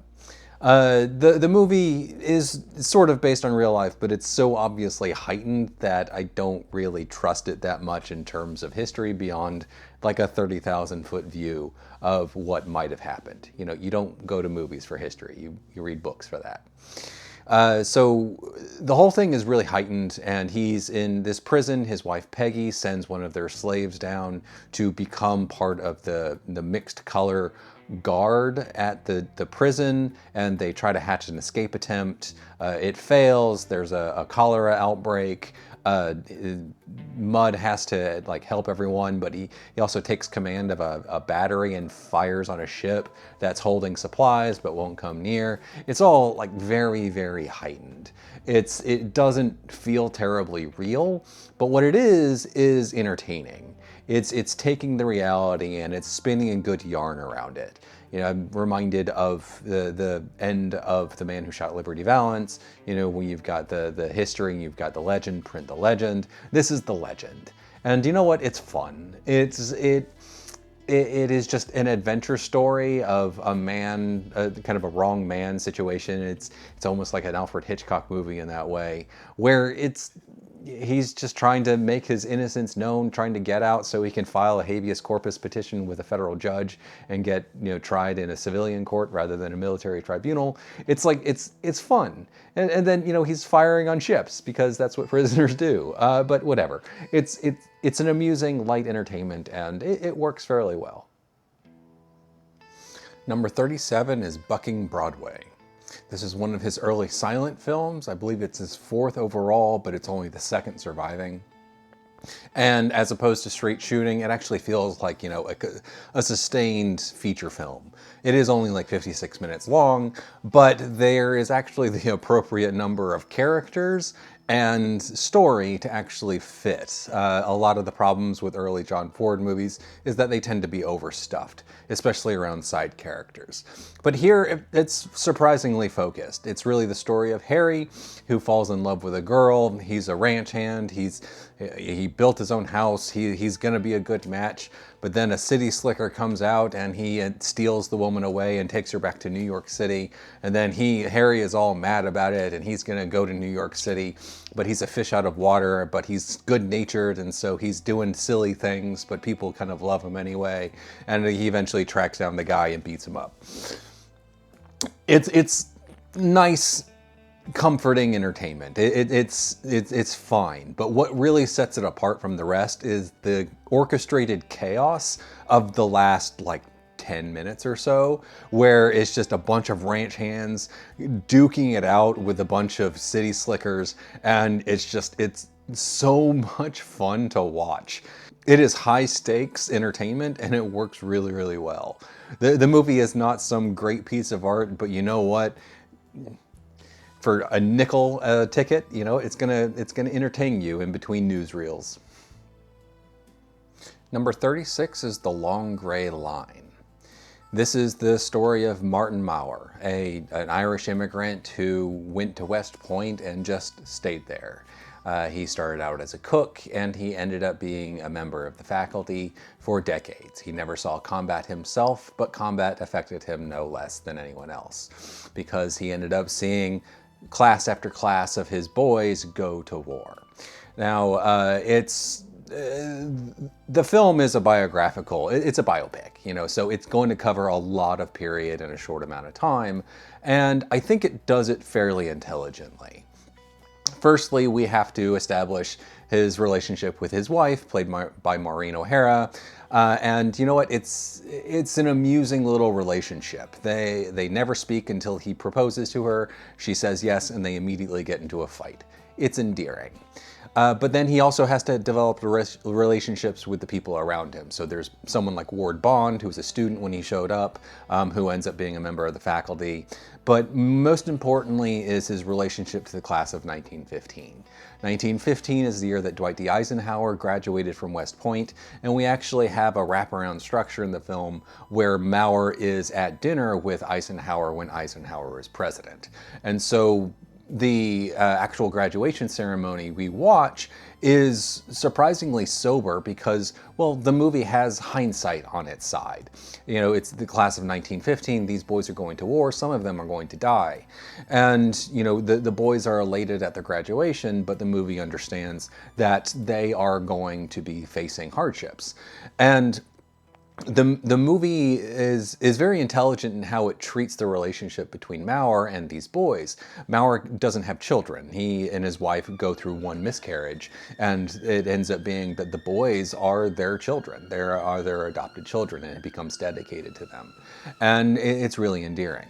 Where the film kind of falls flat is in its like last third or so. We skip ahead and we're met with one of the children of one of the class from 1915. It's Red Jr. And he's suddenly got a bunch of drama that needs to be introduced and resolved with like 20 minutes left in the movie. It's just all too little too late, and there's purpose to it. It's Maurer continuing his fatherly ways with the next generation, but ultimately I just don't think it quite works. It kind of deadens the impact in the final stretch. You know, it's once again a testament to the idea that biopics should not be about the entire life of a man. They should really be about like concentrated events. And I think maybe focusing more on 1915 would have benefited the film. Still, it's nice. It is a story of a very nice man who lived a very nice life and had a very nice impact. As played by Tyrone Power, he's just an endearing personality and he's enjoyable to watch. And the movie around him is solid. Number 35 is She Wore a Yellow Ribbon. This is the second of 3 movies called the Cavalry Trilogy, an unofficial trilogy of films that feature John Wayne in roles set in the cavalry in the American West in post-Civil War. In this, it's John Wayne plays a captain who's a week away from retiring, and news has reached the remote fort of the death of Custard at Little Bighorn. And the Indian tribes around them are coalescing into one giant force in order to attack they've been emboldened by the news and they are going to attack the Americans. And the major of the fort wants his wife and daughter to be escorted out of the area towards the Stagecoach, and he gets he gets John Wayne to escort them. And the movie is weirdly lackadaisical in 2 major spots. The first is the trip out, where, you know, they're just walking, and so there's nothing else to do but have little subplots, including a little romantic love triangle between one of the women and a couple of the military officers. And it's nice, you know, it's very beautifully filmed. It's got bright colors. You know, John Ford understood how to film outside very, very well. You know, it's like keep the horizon either at the bottom or the top of the frame, and it works decently well. And then they get to the stagecoach, they can't do it, and they all have to come back, and we get this mounting sense of tension because they are trying to outrun the Indian tribes that are coming down on them. And then they get to the fort, and suddenly it gets lackadaisical again because, well, the captain's time is up. He's retired. He can't do it anymore. So the movie just slows down again. We've been building up to this conflict, and all of a sudden it's like, okay, I'm just going to hang around. And we get some time with Victor McLaughlin just, you know, getting drunk and getting thrown in prison so that his final 2 weeks of service are easy since he's just spending it in the brig. And it's weird. It deflates everything because then once again, John Wayne, when he leaves the fort to go to California, retired, he turns around and he goes on this high stakes thing that's supposed to resolve the situation. And, you know, we're like ramping things back up again. You know, this isn't Rio Bravo, you know, where, you know, Howard Hawks was directing to make in like that sort of lackadaisical style that he could make so easily work, especially later in his career. It is in She Wore a Yellow Ribbon, it's actively pulling back on tension that it's trying to establish at the same time. It's a combination that I don't think quite works. Now, speaking of Hawks, this is also the film that John Ford made immediately after he saw Red River. And Red River is where he has the famous quote where he didn't realize the big bastard could act. And John Wayne gives one of his best performances in a John Ford movie here. It's good. It's pretty. It's fun as it plays out. I have this tonal issue with the film that I wish had been ironed out. That's kind of the big thing. Number 34 is Riley the Cop. This is one of John Ford's late silent films, and it's a comedy. It is really anchored by a central performance by J. Farrell McDonald, who plays the titular Riley, and he's just a good-natured police officer out to do his good duty. The plot centers around David, a baker who is in love with Mary, a girl. And Mary ends up going to Europe, and David pursues her. But $5,000 goes missing from the bakery, and Riley is sent to Europe to collect David and bring him back. And so it ends up a globe-trotting affair where Riley, the good-natured American, probably Irish descent, is suddenly a fish out of water in Germany and then Paris. And it's endearing. There are comic little setups that pay off very well. David gets caught and he's the most helpful prisoner ever. He spends most of the movie complaining that Riley is not getting him back to jail in America, which is this wonderful comic potential. There is another little love subplot that develops when Riley falls in love with a girl at a beer garden, but he accidentally leaves her behind in Germany when he flies back to Paris. And they spend a day in Paris and he like wakes up with a tiny little hat on his head and two women in his hotel room and he has no memory of what's going on. It's consistently amusing. It is fun, amusing stuff told in a kind of a light comic style. This is not Buster Keaton. This is not Charlie Chaplin. It's not Harold Lloyd. But you know what? It's solidly entertaining silent comedy. And you don't expect that from someone like John Ford. John Ford was able to do more than just Westerns. Number 33 is Young Mr. Lincoln. It's extremely obvious that John Ford pretty much idolized Abraham Lincoln. He had a bunch of small cameo appearances in some of his earlier films, but this is just full-on hagiography for the 16th president. It has the intelligence of just taking a very singular episode from his early life instead of trying to take a complete look at the man, so I appreciate the film for that. But the film is so hagiographic that Lincoln never really feels like a real person. He feels like a collection of quotes as dressed up by Henry Fonda, who looks An awful lot like Abraham Lincoln, thanks to a great makeup job. So he is there to defend a man accused of murder in this small Illinois town.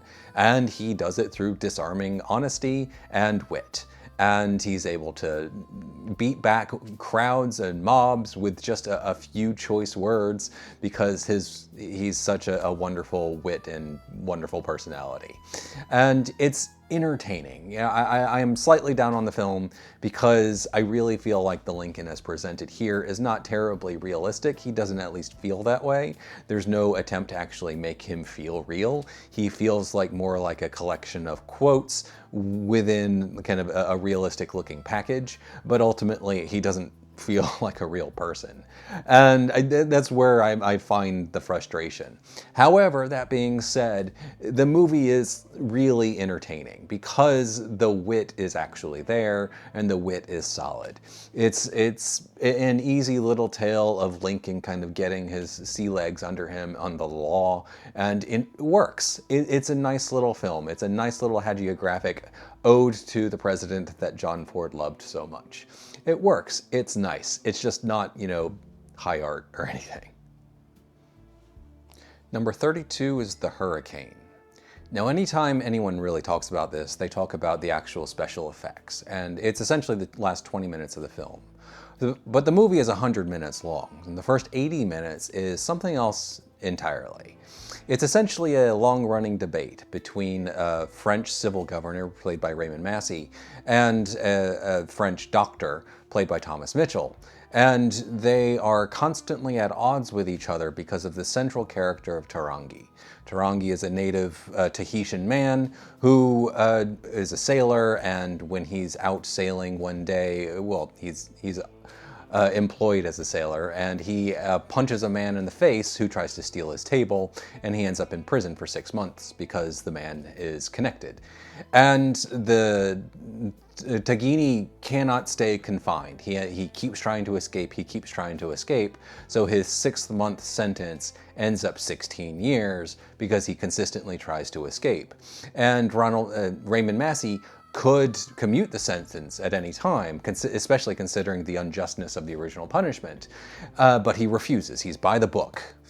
And Thomas Mitchell cannot get him to see the humanity of him, even supported by C. Aubrey Smith, who plays the chief vicar on the island. And this debate alternates between actually quite interesting and just getting too far in the weeds. Film is not really a rhetorical medium. People do talk, but ultimately it's supposed to be drama that's driving things. And while debate can be interesting, I do think it goes a little too far. And you can see that this does have very literary origins. It is based on a novel, and it probably works better in the novel form, a lot of these debates. But then the last 20 minutes happen, and it's just a bringing together of all the threads. Tagini escapes again. He accidentally kills someone this time, and he ends up on the island just as a hurricane is approaching, and Raymond Massey makes it the most important thing to capture Tagini in the face of a hurricane bearing down on Tahiti. And it's this humbling effect as these very good special effects kind of play out quite convincingly. Some of the miniature work isn't really convincing. I usually call miniature work that isn't all that convincing adorable, and it kind of is here, which is kind of unfair to the film since everything is supposed to be so terrifying. But it's combined with very large, wind machine work and a lot of full-scale stuff that is actually very convincing. And the end result is interesting. I think it's good as an entertainment. I find Tagini's thinness as a character, he's essentially just the noble savage and kind of nothing else. I find that frustrating, and I find the debates kind of go on a little too long. But it is interesting in how it presents this central moral quandary of essentially, colonialism. It's like, how do you rule a people who are different? It's an interesting thing to bring up and present in this form. I think it works. I think it's good, but I do think it was a rewrite away from being even better. Number 31 is Four Sons. This is a late silent film, and it tells the story of Mother Bernal, She is a German woman, an illiterate woman who has 4 sons, and one of them moves to America, and then World War I breaks out. And, all of her sons end up in the war. 2 of them quickly die, and she's left with the one in America who hasn't joined yet because America hasn't joined, and he refuses. He's American. He's neutral until America decides to join, and the other one is still in the fight. And the movie has weird tonal backlashes. It's dealing with death and, cutting back to America where her other son is like having a great success. It creates these jumps between action that feel discordant. It's weird. There's no smoothing out between them. And then when America does enter the war, the American son goes to war, and like the first scene on the battlefield is him encountering his brother on the other side. And I really feel like the movie needed to be significantly longer, especially in this section, to kind of build up the idea that they're getting closer to each other over time. It would still be a weird coincidence and a weird contrivance to have it happen at all, but having it just be like the one moment of battle that we've seen just heightens it to a great extent. So it's weird. But the moment itself is actually quite nice. He hears a German voice calling for his little mother, and it's what they call their mother. And it's like, oh, well, I know that, and it's recognition, and it's a nice moment. It's contrived in how it's presented and how it's placed. And then the movie keeps going. The third son dies, and we're left with just her American son back in America, and he wants to bring her, but she's illiterate, so she has to learn her letters. And, it's like her kind of overcoming that to learn to read so that she can pass through Ellis Island and finally meet her grandson she's never met is one of the most endearing moments that I've seen from a John Ford film. It's really, really endearing. The movie itself is kind of uneven, but I think the pieces all end up building towards something that actually ends up being worthwhile. And it is that ending, which is very ultimately fulfilling emotionally. It's wonderfully cathartic. So the film is imperfect, but I get a kick out of it. Number 30 is The Wings of Eagles. This is the story of a real man, Frank Spig Weed, and his dedication to military service, despite anything that would come in his way. He starts the film as a 20-year-old man. Watching John Wayne at 50 play a 20-year-old man is kind of amusing, but he's a brash pilot who accidentally crashes a plane into a superior officer's pool. I really feel like the first act of the film is really dedicated to him as a younger man, and I feel like it overstays its welcome.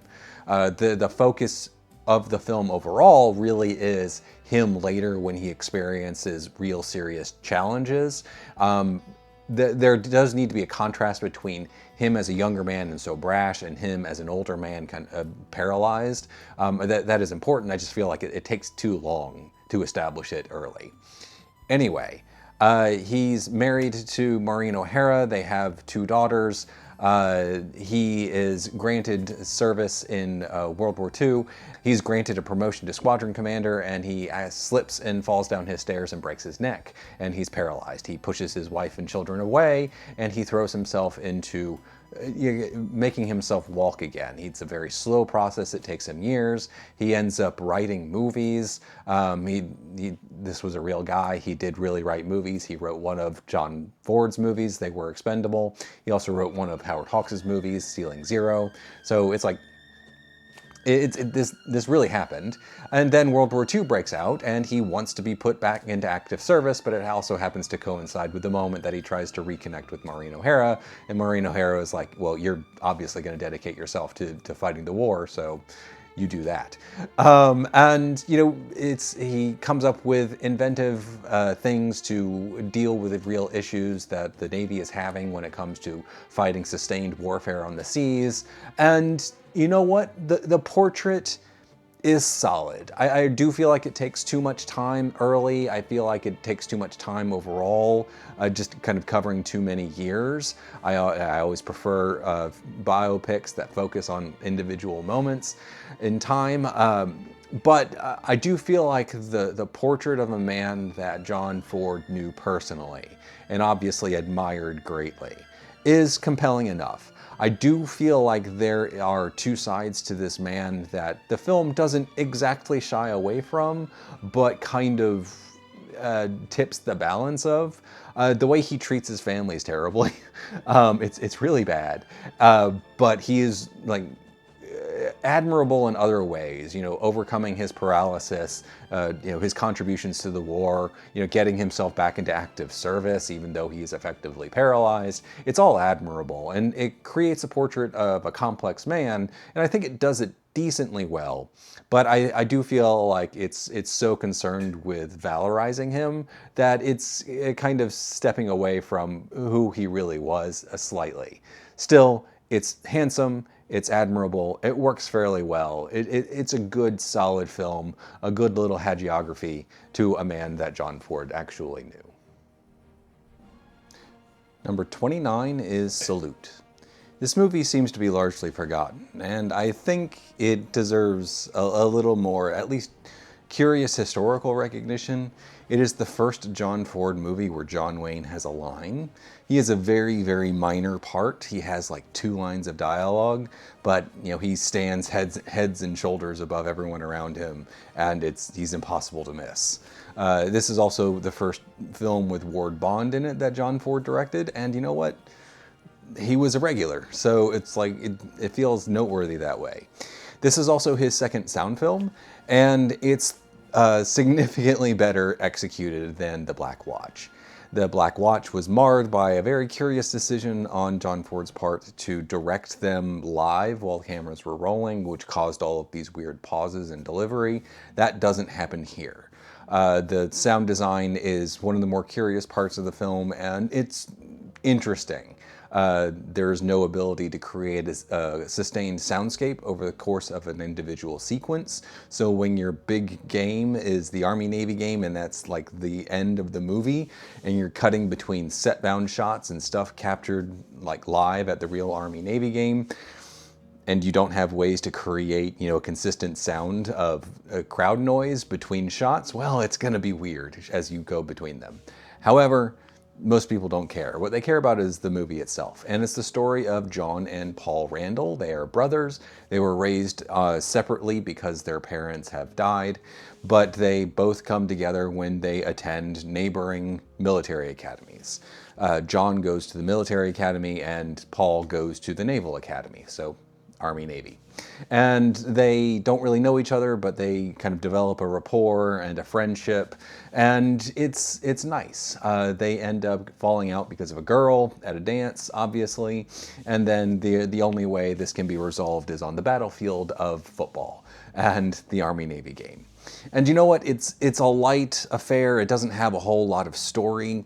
It's mostly just a portrait of 2 brothers connecting through the military and through competition, and it works. It's a nice little film. It doesn't challenge that much, but it has a lot of actually funny business that goes on alongside things. Thinking to the dance, there is a little nebbish guy who has to keep giving up his partner to other midshipmen until he's left with nothing, and it's told like warmly, and it's actually rather funny. There was one like gut-busting moment of laughter that I got out of the film, and you know what? It's consistently entertaining with actually a fairly solid through line. It doesn't challenge or anything, but it's actually surprisingly entertaining. Number 28 is My Darling Clementine. This is, of course, the story of Wyatt Earp and the Clantons as told by John Ford, as recollected by a version of events that Wyatt Earp apparently told him in the 1910s on a movie set. So the actual OK Corral is apparently extremely different from what we see on here.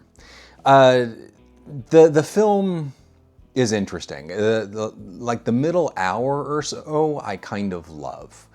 The first 15 minutes is about establishing the Earp family as they arrive in Tombstone, the killing of the youngest brother, and then Wyatt deciding to become sheriff. And this is where we get introduced to like the patriarch of the Clantons, played by Walton Brennan, who's always fun to watch. And then the Clantons get completely forgot for an hour as Wyatt just becomes sheriff and he has to deal with little business like cheating at cards and stuff.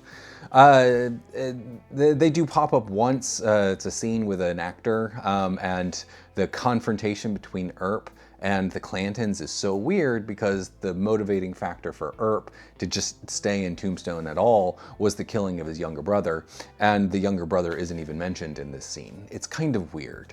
And then, of course, the Clantons dominate the last act where, you know, the gunfight at the OK Corral happens. Everything else in between is really about Wyatt Earp and Doc Holliday. And yeah, it makes sense. You know, they're kind of the two main protagonists of the story. And it's surprisingly sweet and special because Clementine, the titular Clementine, is a hanger-on to Holliday who arrives in town, and Holliday has, like, trying to dismiss her. He's attached to his new girl, Chihuahua. And Holliday, because Holliday has cast her off, Clementine is kind of wounded, and then in comes Wyatt Earp, and they end up forming this sweet little relationship, and it's really nice. And at the same time, Doc Holliday is an actual character, and he has to deal with confronting his own mortality, and he has this fantastic moment where he has to do surgery on Chihuahua, and the end result is just him kind of casting everything aside and deciding to go at the Clantons with everything he's got. This, like, middle hour is special. The Clantons just feel like incidental action outside of it, to be honest. I wish it had been integrated better. That being said, the overall package is solidly good. Henry Fonda is always very good, and he anchors the film very well as Wyatt Earp. It doesn't feel as complete a film as I feel like it should, and so it ends up good instead of great, but it's still very much good. Number 27 is Men Without Women. Now, just another little interesting historical note. This movie was shot for sound, but the only print that survives is an international edition that takes the sound version and makes it silent. So it includes intertitles. Most of the film you can't actually hear anything except for some individual sequences where you do hear sound, but it's really muffled. So it's just kind of an interesting look at how the industry was trying to export sound films when they hadn't really figured out kind of a solid system to do it. Anyway, the movie is about a submarine crew. They're on shore leave in China when we first meet them, and then they all come aboard having bought vases or visited prostitutes or gotten drunk. This is pre-code. And suddenly something goes wrong and it sinks to the bottom of the ocean. And we have to find a way to get them out. And the story ends up surrounding a particular officer named Burke. He's operating under a false identity because he was actually part of the British Navy, and his ship went down. And the Admiralty blamed him. It was actually probably his girlfriend who gave up the location of the ship, either accidentally or on purpose, and he's been trying to protect her ever since, although he never sees her. And this all kind of comes out in backstory as they're waiting for rescue, and then once rescue starts, everyone has to go out through torpedo tubes, and someone has to stay behind. And it's just this kind of great ending where all of this stuff actually coalesces rather well. It's surprisingly cohesive. And the existence of the print as it is, where it's silent and has pretty much no sound, doesn't negatively affect the film that much. There are like scenes where it's just obvious that action is just being cut weirdly. It's just the intertitles seem to be placed at the wrong point. It's just like off by a few seconds or something. But it's minor. we still get surprisingly specific characters being drawn, even if most of the drawing is happening through intertitles. And it is all in service to an ending that works exceptionally well. It's a bit of a lost gem. I really wish we could find a surviving sound print, because I think it would actually improve the film a little bit. But what we have is definitely worthy of discovery. Number 26 is Steamboat Round the Bend. Now, this is the third of 3 movies that Will Rogers made with John Ford, and it's the last movie Will Rogers made because Will Rogers died in an airplane crash shortly after finishing filming. Apparently, they cut about 20 minutes off of the end of the film, and in order to give Will Rogers kind of a final shot that felt more appropriate as kind of a send-off to him reclining on a boat, and it's nice, it works. The film itself is about Will Rogers plays a con man going up and down the river selling rum as some sort of lost recipe from Pocahontas to cure all ills, and he ends up running into Duke and Fleety Bell. Duke and Fleety Bell are on the run because Duke accidentally killed Fleety Bell's father in an act of self-defense, and they're just kind of on the run away from the law. And then the movie kind of loses its focus. They end up just traveling around the up and down the Mississippi River without much like drive. They kind of take on a traveling museum, and that occupies a bunch of business in the middle. And this section really drags. However, the final act is really surprisingly focused and surprisingly energetic, and it works really well. Duke gets captured after he actually marries Fleety Bell, and he's being sent to be executed down the river, and we have this chase against the clock, both in terms of actually trying to get to him in time, but also trying to outrun some other steamboats. And it's surprisingly energetic and fun to watch. It's also noteworthy that Will Rogers is not essentially just playing himself like he did in the other 2 films. He is playing a character, and he's far less kind of dominating the film, which allows the other actors more time to actually kind of establish themselves. And it works fairly well. It's not great art, but you know what? It's an entertaining little movie that has some energy and is a nice little send-off to one of the more unique figures of the golden age of Hollywood. Number 25 is Seas Beneath. John Ford was asked about this movie late in life, and he had nothing good to say about it. And it's mostly because of the actress Marion Lessing, who was apparently awful to work with, and to be honest, she is probably the worst part of the film. She can't act particularly well, and it's not a surprise. Her career kind of went nowhere. She's fairly pretty, but that's kind of all she's got. It's the story of an American ruse to try to draw out a U-boat during World War I. We focus on a sailing ship commanded by George O'Brien, and they are bait to draw out a U-boat, and they have an American submarine in tow that's going to attack once the trap is set. And so they go to a Spanish port to attract attention. One of the junior officers, Calvert, gets separated, and there's a lot of pieces about where Calvert ends up going in order to try to help sabotage the German effort, and then a lot of focus on the sailing ship as it does face down the U-boat.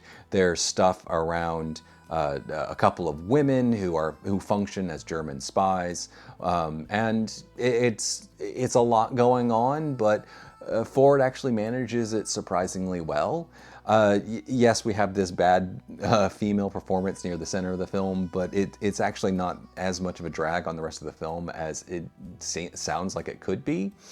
And then the finale is surprisingly adept. Well, not really surprisingly by this point. By this point, John Ford had been demonstrating his ability with action sequences for years. And so Seas Beneath is just another example of him pulling together an action scene at the end and pulling all the threads together in a satisfying way. So I think Ford spoke badly about the film because he just remembered his professional relationship with one of the actresses that just kind of tore the film apart. part. But the movie is actually surprisingly accomplished. It looks really good. There's a shot early that introduces a hidden gun on the three-masted ship that, kind of sticks with me, surprisingly. The film is an accomplished visual production. George O'Brien is a very good emotional anchor for the entire film, and it's a surprisingly entertaining little early sound film. It works, but we do have that bad female performance in there. Number 24 is Sergeant Rutledge. This is a great movie trapped inside a good movie, and the great movie can't quite break out. It's the story of Sergeant Rutledge, played by Woody Strode, a black cavalry officer who is accused of killing 2 white people and raping a white woman. And he fled the scene, and it's a court-martial of his actions. And the story is told in flashback through that court-martial. And through most of the film, I was a little uneasy about the actual structure of the flashbacks. They kind of felt unnatural. There's no dramatization of serious conflicts between them. So different witnesses are giving different testimonies, but they're really just covering different slices of one overall take on the events. And so it's just filling out missing pieces. And so it ends up feeling kind of artificial. However, what the actual story is within that context is really, really compelling. Because, our titular hero loves the cavalry. He is being confronted endlessly with the fact that he is a secondary citizen in America, but in the cavalry he's equal to anyone. And he loves it, and it's important to him. And, he tries to use this situation to help other black officers, kind of pushing them away once he realizes what's going to happen to him. And it's all really compelling. And it's made even better by his superior officer, played by Jeffrey Hunter, who is sympathetic to him and is trying to protect him. He's actually his defense counsel at the court-martial. And it's kind of great. It's so wonderful. Everything in the flashbacks is fantastic. It completely avoids the actual crime, so we end up really focusing on Woody Strode as a character, Sergeant Rutledge as a character, and how he fits into this world and what it means to him. And then the court-martial asserts itself, and we get an incredibly cliched ending where a hostile witness gives in completely after 15 seconds of harsh questioning and admits fault, to the crime. It's okay, we did not necessarily need a tidy bow on this film. I don't think that's what this film needed. I think it needed to be more complex. And the backstory, the flashbacks are all complex and are great. But it's just the court-martial around it that I struggle with. So the film is good, but it is holding back a great movie at the same time. Number 23 is The Whole Town's Talking. This is a comedy. It is a comedy where Edward G. Robinson plays dual roles. And it's a comedy where Jean Arthur just gets to have fun. So the first role that Robinson plays is of a reporter. He is a good writer, and his newspaper recognizes it and they want to promote him. However, the owner of the paper also wants to fire the next person who comes in late, and that happens to be Robinson. So given Dilly of a pickle, there's a comedic moment, a comedic beat, and then Jean Arthur walks in late. And so he gets to fire her, but they only fire people at the end of the week, so she has several more days on the payroll. She plops down in a seat, and she is just going to have a good time. The hook of the film is that Robinson looks like a gangster. He looks like a gangster named Mannion. And they end up kind of switching spots at a certain point. But we have to get there comedically. And we get there comedically by someone in a restaurant recognizing Robinson, the writer, and saying, oh, that's Mannion. Come and take him. And so the police come and take Mannion, they take Robinson and Jean Arthur, and they take them to get questioned. And Jean Arthur, not caring about anything in the world, leans into it and completely invents the story about how she is Mannion's girl and that's Mannion over there. It's really, really funny. Once Mannion actually does come into the picture, he takes over he takes over the writer's life, and it's fun stuff. It kind of leans more into the gangster side of things rather than the comedy, and I think it kind of loses a little bit there, but it's still surprisingly entertaining as the movie kind of propels itself forward. It's a bit of a gem. It's really fun. It's really funny. It's mostly a showcase for Edward G. Robinson's acting talent. You know, the reporter role kind of recalls what he would play for Fritz Lang in something like The Woman in the Window, and the Mannion role obviously is a play on his star-making role in Little Caesar, and it is a highlight reel for him as an actor. He was good at it. And of course there's Jean Arthur, who I have grown to appreciate over the years. She's just fun. And there's a surprisingly technical polish to the effects to get Edward G. Robinson in twice in the same frame. I mean, we're not getting like camera controlled movements or anything like that, but it is like the cut within frame is actually surprisingly solid, and there's almost no seam. It's really good. So it's a technical achievement as well. So it's fun. It's surprisingly seamless. It's entertaining. I get a kick out of it. It's fun. Number 22 is The Plough and the Stars.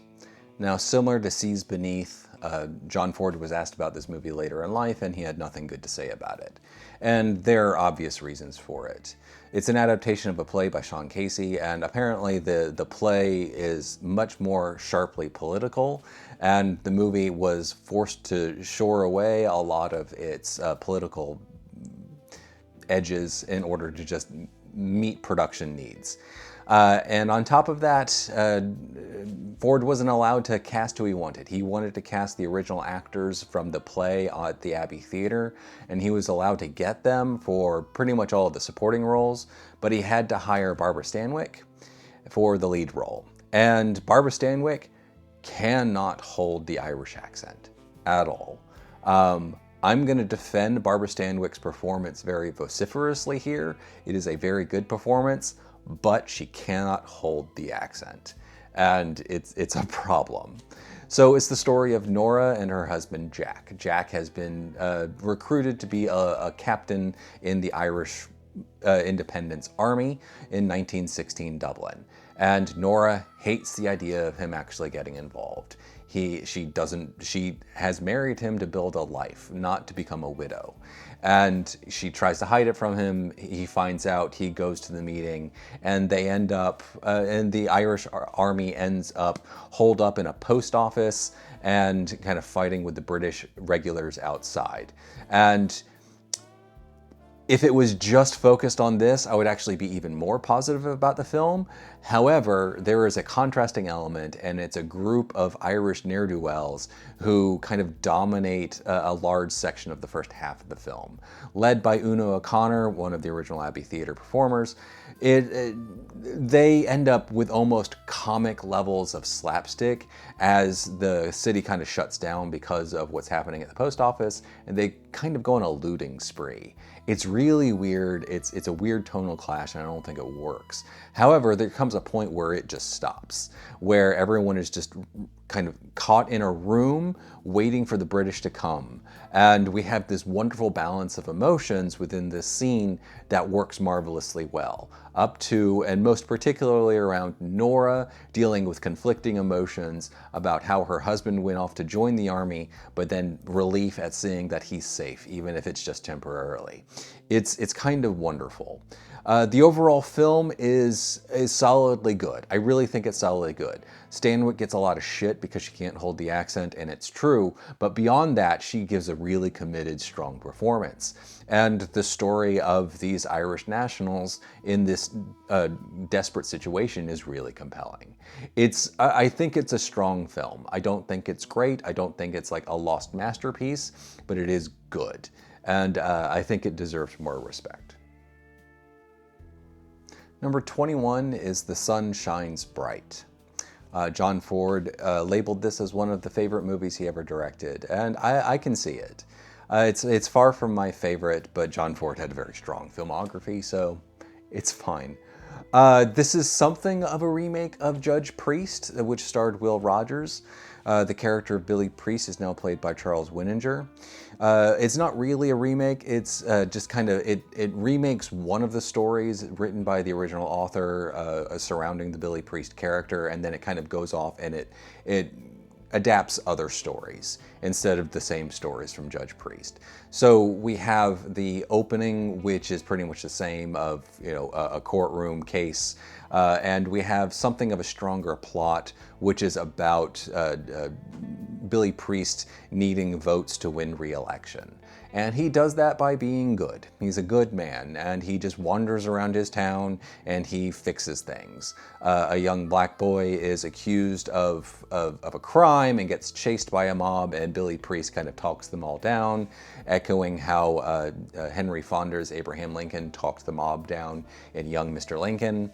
There is some quiet respect for kind of an unknown woman in a funeral that's sweetly touching. There's respect for visiting Union soldiers, and, you know, so it kind of eliminates some of the Confederate rose-colored glasses of the earlier version, and I think it all combines into what is actually a better film overall. I think possibly the only way to really improve this would be to resurrect Will Rogers and have him play Billy Priest, but that's not really a knock against Charles Winninger, who is actually quite endearing. It's just, you know, Will Rogers. The film is actually, it's really sweet. I really like it. It's not terribly challenging, but it's just a sweet look at kind of an idealized post-Civil War Kentucky that, you know, is going to be lost to time, but is nice to remember in this way. Number 20 is Wagon Master. Now, this is very much a one for them, one for me sort of situation. He came off of a couple of crowd pleasers, and then he made this. A small little Western in black and white, starring minor stars Harry Carey Jr. and Ben Johnson, along with stalwart Ward Bond, and it's a loose series of vignettes of Mormons hiring a couple of cattlemen to help them get their way to San Juan Valley. It's surprisingly effective. It's just kind of going across the countryside, developing little relationships, developing little rivalries, and it works really well. And then we have the introduction of the Clegg family, and they go from implicitly threatening everyone to explicitly threatening everyone. The explicitness never quite goes as far as it probably would if he had made the movie like 10, 15 years later. This was still, the Hayes office was still very powerful, so any sort of explicit mention of sexual crimes would be verboten, and yeah, it's pretty obvious that these guys are there for sexual reasons. And so that doesn't really affect things negatively, I don't think. They do encounter a Navajo tribe where it becomes a little more clear what they're trying to do when through gesture and implication, it becomes obvious that, you know, one of the Clegg sons was trying to rape a Navajo woman. But that kind of escalation of tension, escalation of stakes, escalation of the threat is what makes kind of most of the second half work as well as it does. And then the ending's a little off. I don't quite understand, like, in terms of literal what's going on. The action, the actual movement of characters and how someone gets the upper hand on 5 armed men is honestly unclear to me in the edit. I've watched it a couple of times and I just don't quite understand how it's supposed to actually take place. But it happens and then the movie stops. There's no real ending, it just kind of stops. And then we get clips from earlier in the movie to kind of like provide us something like an ending. I don't know if they didn't film anymore, or if they did film it and they just didn't think it worked. I have no idea. However, outside of that ending, which I find alternatively weird and then just like a stop, the movie is a surprisingly wonderful discovery. A lot of people have kind of held it up as a forgotten masterpiece from John Ford. I don't quite get there because the ending is so weird. However, it is special. You know, it doesn't have John Wayne. It's not as easy as some of the other films, but it is quality. Number 19 is Rio Grande. This is the third entry in the unofficial Cavalry trilogy, and I think it's kind of the middle of the ground. It is very good. I just feel like Ford Apache is a little bit better.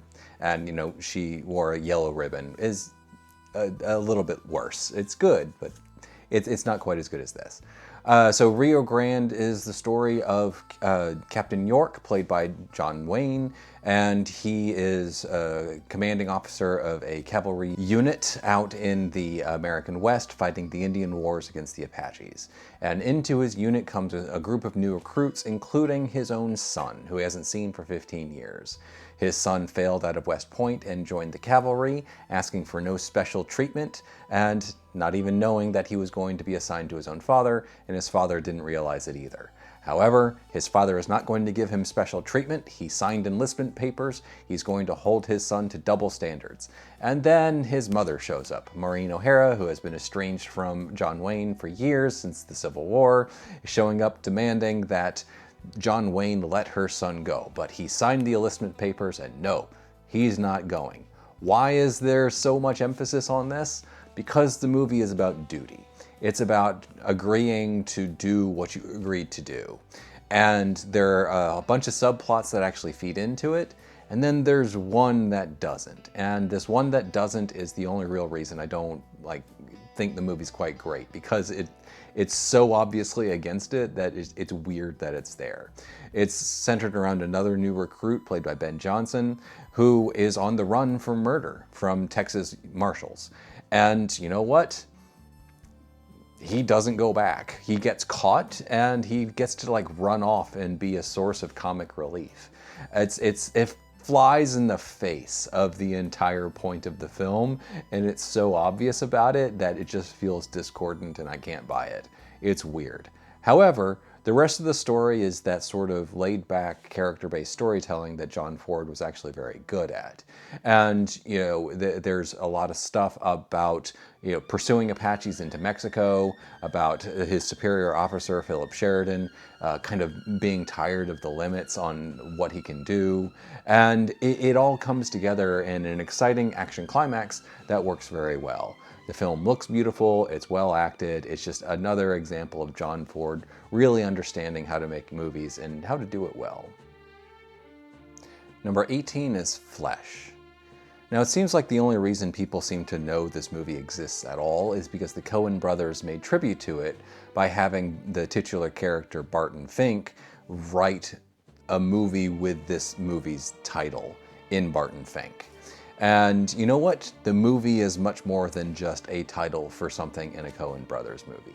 This is actually a surprisingly adept comedic drama that balances between different tones and genres with surprising alacrity until its final 10 minutes. The final 10 minutes feels a little wrong and overdone. However, everything leading up to that is surprisingly well done. It's the story of Polokai, played by Wallace Beery. He's a good-natured, simple German man wrestler who happens upon Laura, who is an American woman in Germany who is penniless, and she's just desperate because her man, Nicky, is in prison, and she has no money, and she doesn't know what to do, and Polokai just kind of takes her in. You know, he gives her a place to sleep, he gives her food, and a nice little relationship develops. However, there are complications. Laura is pregnant with Nicky's child. Nicky is, once he gets out, he has no interest in her because of her pregnancy. And, you know, Polokai just kind of takes her in and embraces her and says, "You're mine, will you marry me?" And they go to America to make life worth living. They go to America to pursue his wrestling career. And this is where the film actually goes from light comedy. All of that stuff is done in surprisingly light comedic fashion. And suddenly he takes a deal that is going to end in his downfall professionally, but he's going to get paid well for it. And he does it because he loves his family and he's going to pursue it. And it works wonderfully well. Until the ending, where Laura just kind of goes off the deep end in terms of melodrama, and it feels wrong. However, the first, like 80 minutes of this film are surprisingly adept and kind of wonderful. This is a hidden gem. It's very much worthy of discovery. Number 17 is The Lost Patrol. And yes, within about a minute of this movie starting, the patrol is lost. It's World War I, it's a group of 6 men out in the desert, and the lieutenant is shot, leaving 5 of them. In charge is the sergeant, played by Victor McLaughlin.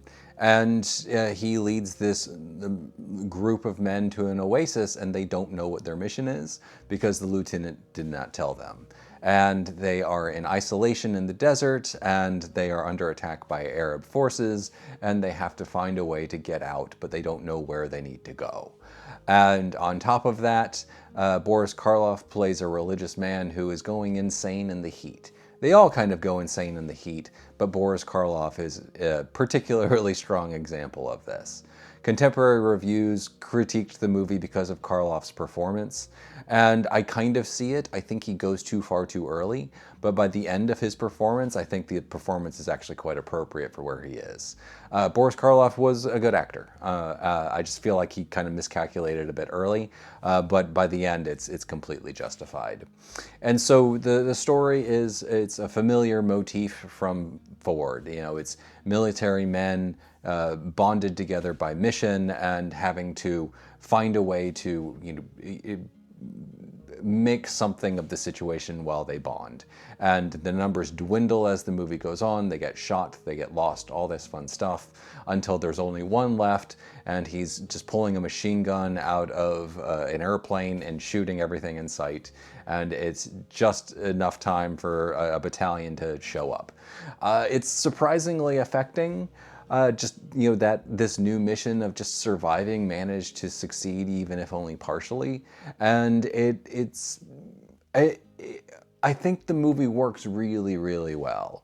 I do think that Boris Karloff has kind of an off performance early, but really everything just coalesces really well by the end, to the point where, yes, this is special stuff from Ford.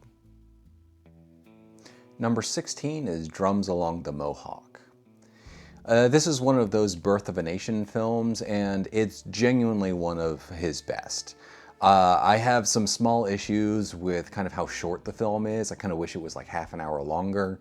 There are complete changes in situation that happen through a dissolve instead of, an actual couple of scenes. And I find that kind of annoying. But beyond that, the movie is actually a fairly sophisticated and mature take on creating a nation out of the wilderness.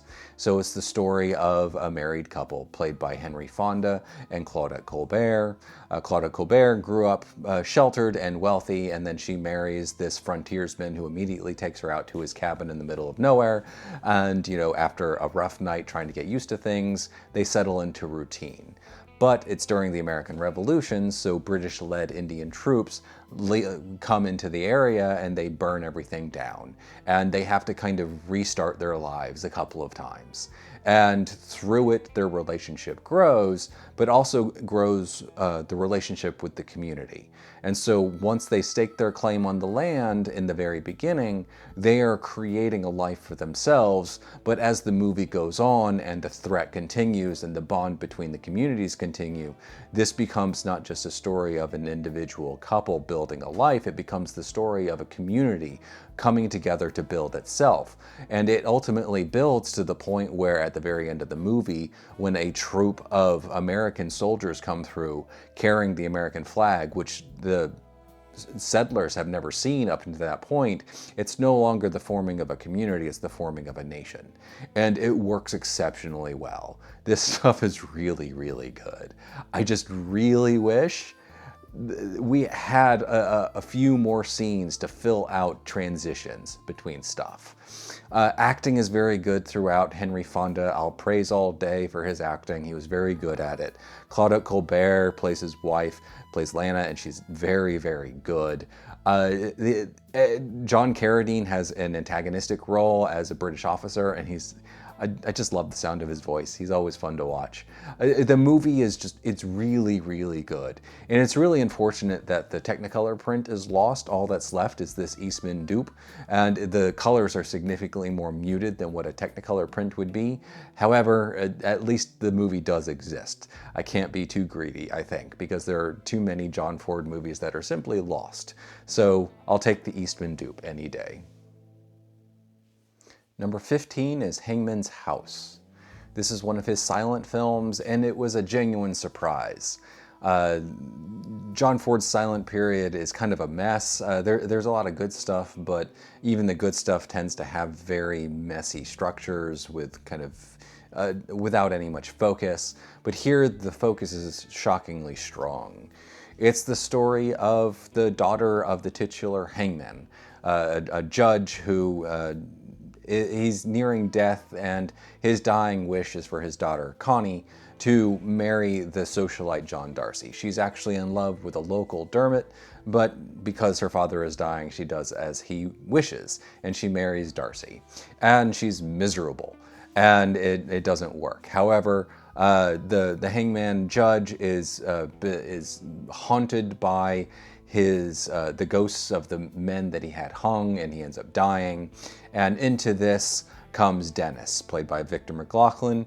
He has been with the French Foreign Legion, and he decides to come home upon news. We don't realize what the news is until late, even though he is wanted for murder in Ireland. He's coming home. It doesn't matter. There's something important he has to do, and we do find out later.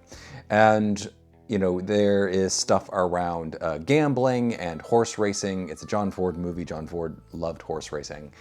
And Dennis gets captured by the English and escapes through help from local Irish radicals.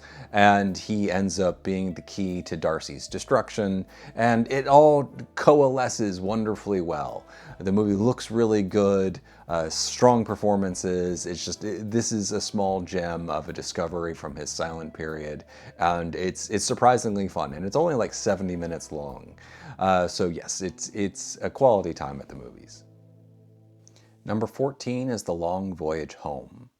This is the movie that John Ford made after The Grapes of Wrath, and it is also lensed by Greg Toland, and it is a gorgeous looking film.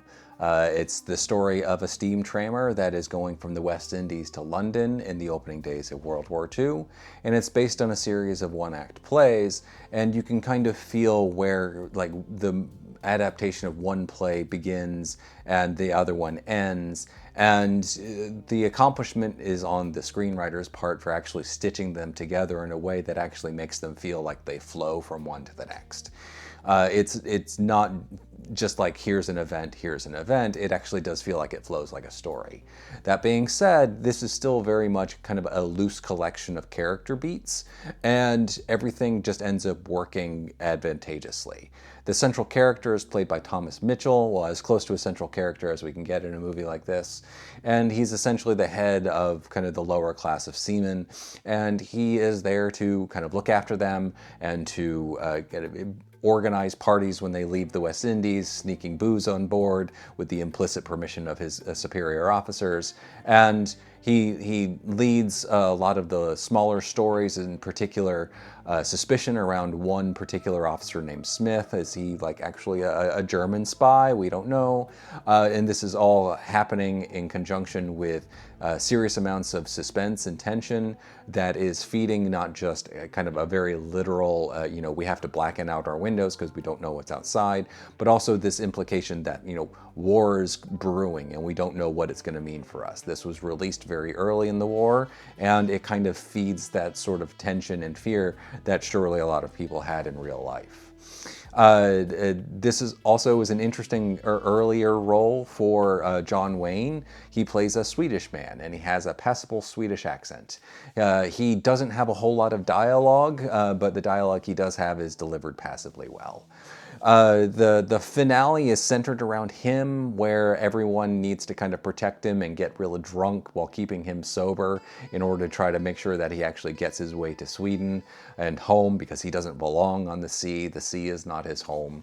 and it's surprisingly sweet. It ends up feeling almost Fellini-esque in its effect, a loose collection of events followed by a carnival-esque atmosphere at the end, and it's weird how it ends up feeling kind of proto-Fellini-esque, about a decade before Fellini really started making movies.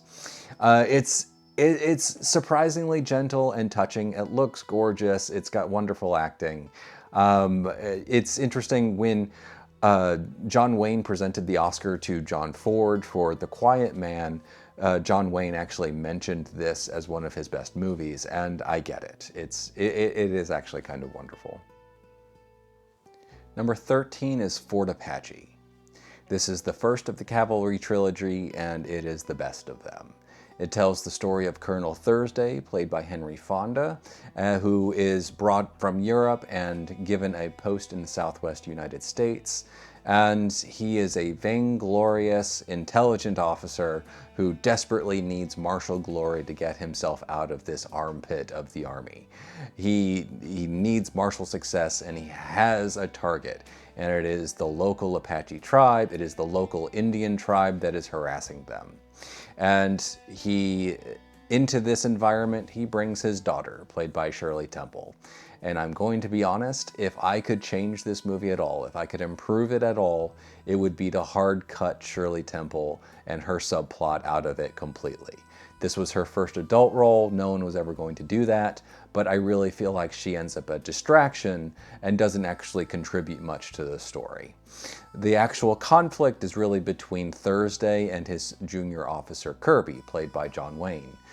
John Wayne has this wonderful relationship with his superior officer where he outright dislikes him, he outright thinks he's reckless, he outright thinks he's sometimes wrong, but then he realizes the wisdom of certain choices, and he realizes that Thursday has a point sometimes. However, Thursday is a madman. He's driven by vainglory, he is driven by overconfidence, and he leads his men to slaughter. He's obviously a stand-in for Custard and the Battle of Little Bighorn. This is obviously not that exactly, but Custard forms the template that creates Thursday. And the ending actually has an interesting little coda where it kind of has this... It's this speech by Kirby years later where he's talking about leadership. And if you take it kind of on its face, it sounds like he's approving of Thursday, but Thursday ended up being a terrible officer who kind of led his men to slaughter, and it ends up feeling like an ironic contrast to what we had seen instead. A very intelligent way to kind of appeal to the Hays Code about positive messages, but also kind of underlining the fact that Thursday was not the ideal that Kirby is outlining at the end. The movie is highly accomplished. It's really, really good. It's really intelligent from a character point of view. Thursday is a magnificent creation. He's wonderfully played by Henry Fonda. This was the role he made almost immediately after The Fugitive, and they are completely different performances, and they highlight how good of a performer Henry Fonda was. And this is... If they had just cut Shirley Temple out, I think the movie would be great. But I really feel like it's just one of those subplots that kind of drags everything down. Number 12 is The Iron Horse. This is grand, epic, silent filmmaking. And it's really stark because almost all of Ford's films up to this point had been like 50 to 60 minutes long. And suddenly we have a 2.5-hour epic about the creation of America as told through the laying of the Intercontinental Railroad. It's a real shift. And you know what? Ford pulls it off with style and aplomb. It's the story of a young man who is imbued dreams of the Intercontinental Railroad from his father. His father is killed by the hands of an outlaw, and then he grows up in the wild, and decades later the Intercontinental Railroad is being built, and he just decides to join in. And the grand story is two different companies in competition with each other to try to finish on time. One of them is owned by a guy who owns a massive tract of land, and he wants the railroad to go through it for his own greedy purposes. There's a lot of stuff about Cheyenne tribes and Pawnee tribes who are in conflict over it.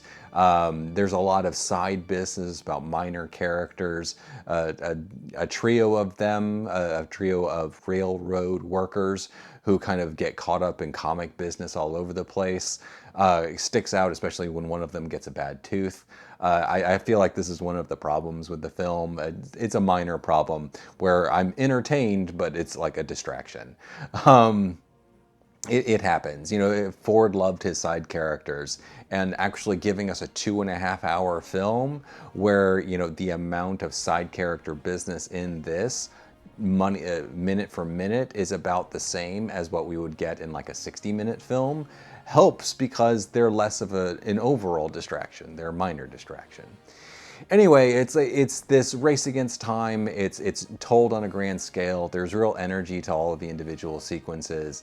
The movie is grand, epic, silent filmmaking, and it's the sort of stuff that I kind of really love and just cotton to very easily. The movie is very fun. The movie is very big, and it works. It's an entertaining silent epic, and you know what? Ford was showing promise early. Number 11 is They Were Expendable. This movie is really special. I don't think it quite holds together its specialness in like the last act, but the first 2/3 is really something. So the background of this is that John Ford went to war. He joined the OSS, and he made documentaries for the military, and he was actually at the Battle of Midway, where he actually made the documentary The Battle of Midway, which won an Oscar. So when the war was winding down, he was sent back to Florida, and he was given the opportunity to adapt this novel. And what it shows is a deep love and appreciation for the men that he served beside. You know, he was never in combat. He was very close to it in a couple of instances, but he obviously developed this sense of camaraderie and even deep affection for the men who were actually putting their lives on the line. And it really comes through here. So it's the story of a group of men who are trying to prove the PT boat, little wooden boats in the Philippines right before the start of the war. War breaks out, and it's about trying to shore up defenses within the Philippines until they eventually have to evacuate. John Wayne is obviously the center of it, and he plays an officer who has felt like this was a dead end before the war, but once war broke out, he is fully committed to making this experiment work as best as possible. But what really makes the movie special is the romance with Donna Reed. So what makes that stand out is the very temporary nature of everything. All of the relationships feel like they won't last very long. But in the middle of all the war, or the bombings, the loss of life, life still has to go on, and a little romance can develop. But everyone is very aware that who knows how long this will go, who knows if this will go any further. I could be dead tomorrow, we could be separated forever tomorrow. We don't know. And that quiet emotion that we see demonstrated in very restrained form is what gives the movie its real power, and it's absolutely wonderful. However, I do feel like it kind of stopped being that sort of movie by about like an hour and a half in, and the last 45 minutes or so are more typical war stuff. It's about combat and escape. I was reminded of Howard Hawks' Air Force, which was made during the war and was outright propaganda and had this ending of, yes, we're going to win because, you know, it's propaganda and we need to shore up everyone. This doesn't have that. It ends with them escaping, ends with them fleeing the Philippines with promises of coming back. So it ends with a defeat rather than a victory. But, you know, we know the history at this point because we're several years removed from it, and we know that victory will come. So we don't need that explicit victory there. We can just have the implication that yes, we'll come back, and that's fine. So it's an interesting contrast there. Overall, the film is very, very good. I just kind of wish the emotional through line that it really dominates the first like 2/3 of the film kind of managed to stay through the end. It's not that the end is bad or anything, it just feels lesser. But overall, the movie is very, very good, and it's genuinely one of my favorite Ford films. Number 10 is Mr. Roberts. Now, this is the movie that John Ford was fired from. He got real drunk, he punched Henry Fonda in the face, and he had to have surgery, and he got fired. Mevin Leroy replaced him and finished the film. So is it still a John Ford movie? I don't know. But even though the director was replaced, the film is surprisingly cohesive. So I think that's largely a testament to Leroy, who was a very professional and constant director within the studio system. And he kind of just knew how to make movies, and he knew how to maintain tone that had previously been established. So good for him. It's the story of the Reluctant, a supply vessel out in the Pacific during World War II, commanded by Jimmy Cagney. Jimmy Cagney has dreams of grandeur, but all he does is command a little ship that brings supplies to other ships, and then in between waits for other ships to arrive. Into this comes his new junior officer, Mr. Roberts, the titular Mr. Roberts, played by Henry Fonda, and he's just a good guy who wants to see combat. You know, he's happy that the men are kind of happy with their easy station in life, but he wants to be contributing in direct combat.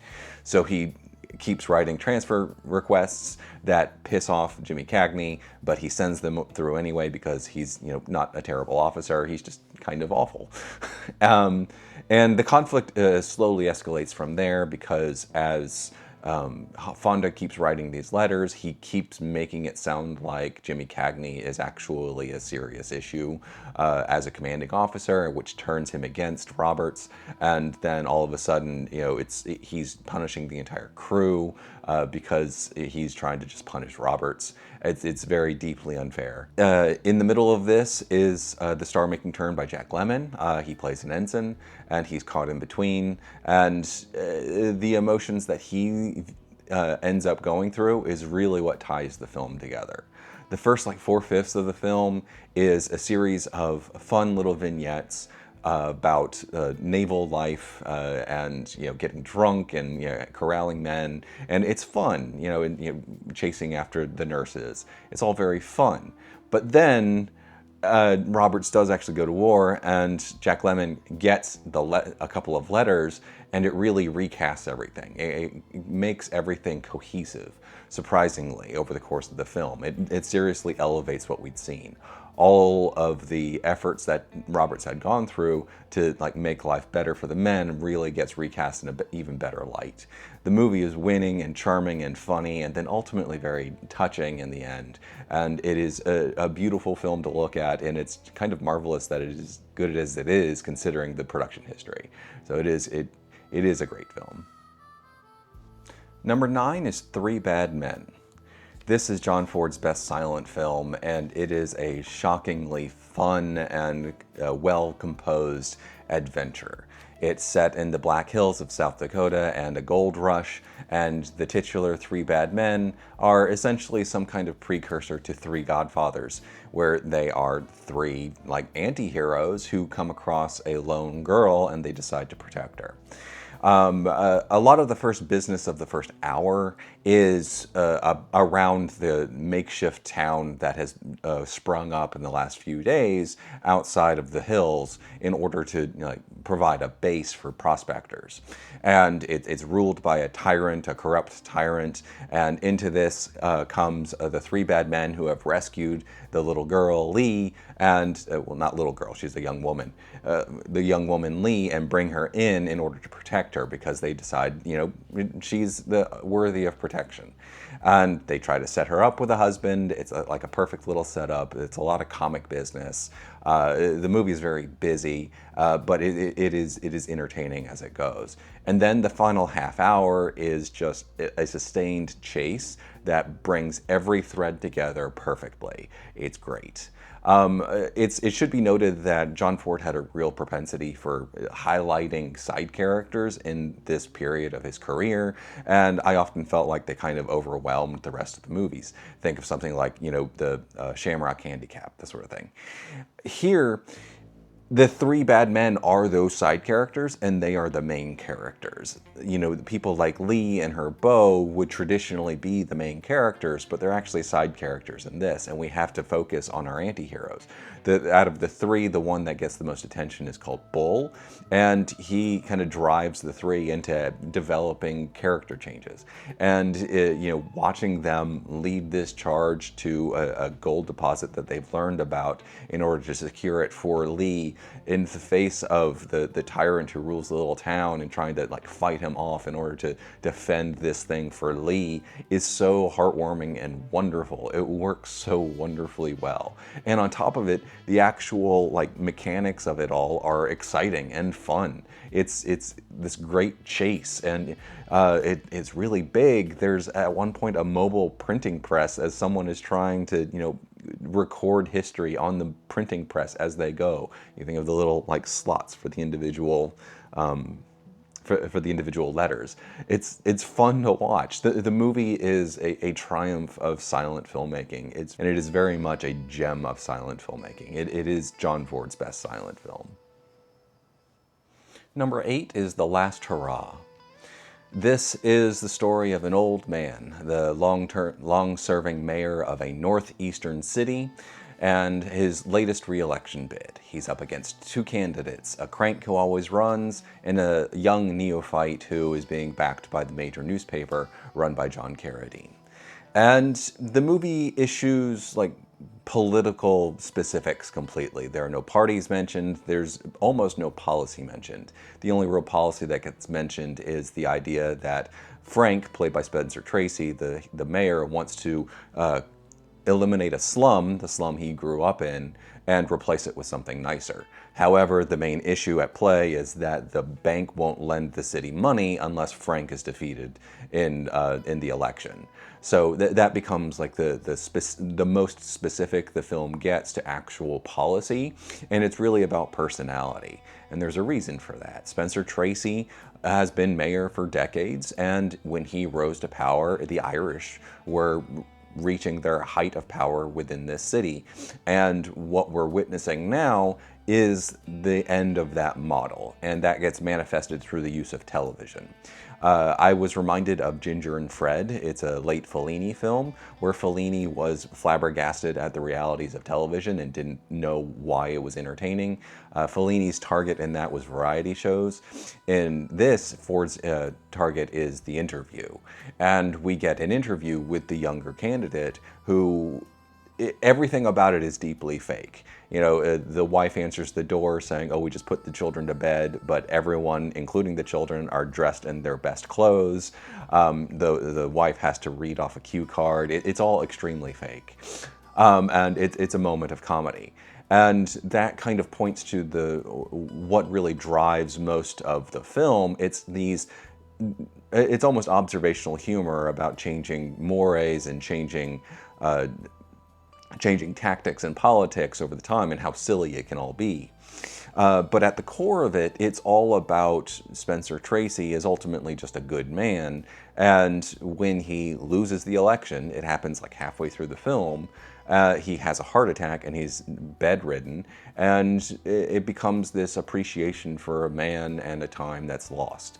You know, there's a lot of nostalgia in John Ford's work about times that have gone, and so this fits very well. But what really makes this work is Spencer Tracy himself. He's essentially playing himself. You know, it's kind of how he played most of his roles after a certain point in his career, and it works extremely well because Spencer Tracy is a likable man. So, you know, he's like forgiving his friend the Cardinal because the Cardinal never supported him politically, and him just saying, "No, it doesn't matter because we're friends," just it fits, it makes sense. It wonderfully fits together, and we're left with this wonderful little denouement at the end where, you know, it's a life well lived. And, you know, lot of this is seen through the eyes of his nephew, played by Jeffrey Hunter, who is uninterested in politics and just comes along to kind of view things and report for the paper. And it's wonderful. I see this on par with something like Akira Kurosawa's Ikiru. So just, old men looking back on their lives. Ikiru was made when Akira Kurosawa was still a young man. He was like 40. But this, John Ford was definitely older. He was in his 60s and he made this. And it feels reflective on a life well lived. It's genuinely a wonderful film. Number 7 is Submarine Patrol. Now, I'm always on the lookout for a film that people have kind of forgotten or dismissed as some kind of lost gem, and this is very much it. It mirrors Howard Hawks' Today We Live, another movie that people seem to have largely dismissed but kind of hit me right. This is that, except even better. Submarine Patrol is the story of a young man who a young rich man who decides that he's going to join the Navy.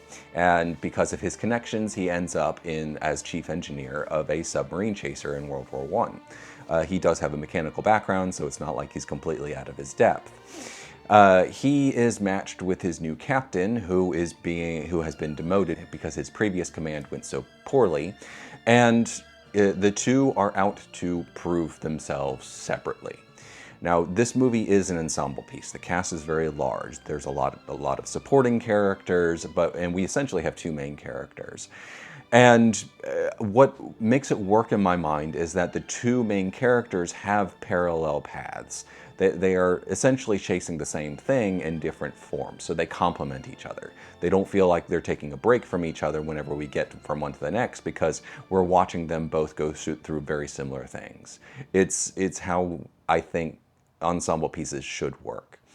Now, our engineer has the way he has to prove himself is through around a girl he likes. It's Susan. She's the daughter of the captain of a merchant marine ship who's in the same convoy, and his captain just thinks that he's a playboy who just plies girls with champagne, and there's just all of this antagonism around him being with her. And it's all good stuff. And then about halfway through, the movie kind of gains a new character. Not a person, but a new aspect to it. They meet their first submarine, and it's this quiet, tense matchup at night. It looks German expressionist, which looks great.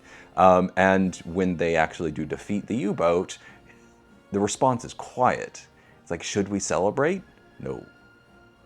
And the captain has been pushing them into shape, and suddenly they appreciate what he's done because it ended up working so well. And the finale is just, again, bringing all the threads together into one great package where all of these different characters with motives are thrown together in the same action-packed sequence, and they complement each other. They kind of build on each other, and it all functions in the same direction. And it's excitingly filmed, and it's fun, and everything is just working together, and it's great. And I don't know why people don't like this movie. I love this movie. This movie's great. It is genuinely, it was made right before he made Stagecoach, so Stagecoach kind of defined his career after that. But genuinely, Submarine Patrol is a complete lost gem. It is great. I love this film. Number 6 is Stagecoach. This is the movie that kind of defines John Ford. It's hard to find a movie that is more definitional to him, kind of early-ish in his career. He'd been making movies for more than 20 years. He'd made a bunch of westerns, but there's a certain starting point in the cultural consciousness when it comes to Stagecoach. And you know what? It's a great place to start. It is a fantastic film. It's the story of 9 people in a stagecoach who have to go through Apache territory from Arizona to New Mexico. And it is a clash of personalities. It is a bunch of people who have to either grow closer together or tear each other apart. Everyone has their own little subplot, and it's all building towards a thematic idea of building civilization. The 9 become their own little civilization. And of course we get a 10th, and that is John Wayne. John Wayne was actually billed second in this film. He's arguably the star, but Claire Trevor was actually the bigger star at the time, so she was billed number 1. And the film is surprisingly tense build up over time. As you know, it could feel like just a bunch of little vignettes as they move along, but alongside these vignettes, as we're getting to know these people, we're seeing an increased sense of tension about what is going on with the Apache chief. You know, they find abandoned houses, they find burned farms, and it's just this escalation as they get deeper and deeper. And it works wonderfully well. It really is John's movie. The third act is all about him and him resolving his own plot issues. He's out to kill a couple of brothers who are responsible for his brother and his father's death. And, you know, all of the moral questions of the final act are his, but everything leading up to that has been feeding it, has been in certain esoteric ways. You know, like the banker running away with the money, or Thomas Mitchell playing a drunk surgeon who has to kind of get over it in order to actually help people. It all ends up feeding this idea of building civilization, and you know, and John Wayne plays a character who's never actually going to be part of it. He's always going to stand just outside of it. That was a very common motif in John Ford's movies. The outsider who can never quite be part of the actual civilization. And it's just wonderfully entertaining. Everyone is acting at the top of their game. Everyone is just, all of the characters are feeding into the same central idea, and it's fun to watch. You know, the fight scenes, the chase scenes, everything. It's so expertly filmed because John Ford had been making movies for 20 years and making these kinds of movies for 20 years. And it's just a culmination of his talent. And it is a great entertainment, and it's so fun to watch. Number 5 is The Informer. This is the Irish Crime and Punishment. It centers around Jippo, played by Victor McLaglen, who is kind of a big, dumb, nice guy who is beset by a trouble he caused himself. He was part of the IRA, he was supposed to kill a British police officer, and he didn't. He let the man go, and because of that, no one will trust him. The IRA doesn't trust him, the English don't trust him. He can't find work, he can't make ends meet. He has a girl, Katie, who has dreams of getting them to America, and all they need is 20 pounds. Well, into this comes an IRA member who is on the run, and he meets Jippo, and Jippo turns him in. He takes him to the police. There's a shootout. The man dies, but Jippo gets his money. And Jippo is ultimately self-destructive at heart. He can't help but throw the money around that he's got. He needs 20 pounds for his tickets. He got 20 pounds, and he immediately spends some of it on whiskey. And the IRA is very quickly figuring this out. One of their men has just died. Jippo is suddenly flush with cash. Well, it's not hard to figure out what happened, but the IRA has a process and they have rules. They need to have a trial, and they need to have it in the middle of the night. And so we follow Jippo through the night as he steadily uses up his money, as he reveals himself to Katie, and eventually the trial happens, and there's no other place this movie could go. He was never going to get on that boat to America. It's a tragedy through and through, and it's anchored entirely by Victor McLaglen. Now, I hate to say this, McLaglen was a fine actor. You know, he'd been working with Ford for years, but this is the role he was born to play. The big, dumb, nice guy and drunk. And Ford got him drunk, like constantly on set. He would lie to him about schedules, so he'd show up hungover or just outright plastered, and then he would force McLaglen to play the scenes. And it's fantastic. It's not even acting. It completely just works within the moments because he has to be that kind of drunk and he has to be that kind of desperate. And it's just perfect manipulation on the part of Ford and just perfect execution on the part of McLaglen, even if he's, you know, not trying that hard because he just is drunk. And the movie looks absolutely fantastic. John Ford was making movies that looked absolutely fantastic over and over again. This is not one of his, this is not, I don't know if it's his best looking film, but it's definitely up there. This is one of those movies where like the German expressionistic influences are most obvious, and he uses them kind of perfectly. There's a descent towards the end, all done in shadow, that is just absolutely fantastic to look at. The movie is very, very sad. We know where this movie's going to go from the beginning. It has nowhere else that could possibly go, and John Ford nails the landing. It is a beautiful, heartfelt, sad film, and I absolutely love it. Number 4 is The Quiet Man. If there is a movie that perfectly encapsulates everything that John Ford was, it is The Quiet Man. It's Ireland, it's John Wayne, it's horse racing, it's boxing, it's Maureen O'Hara, it's Victor McLaglen.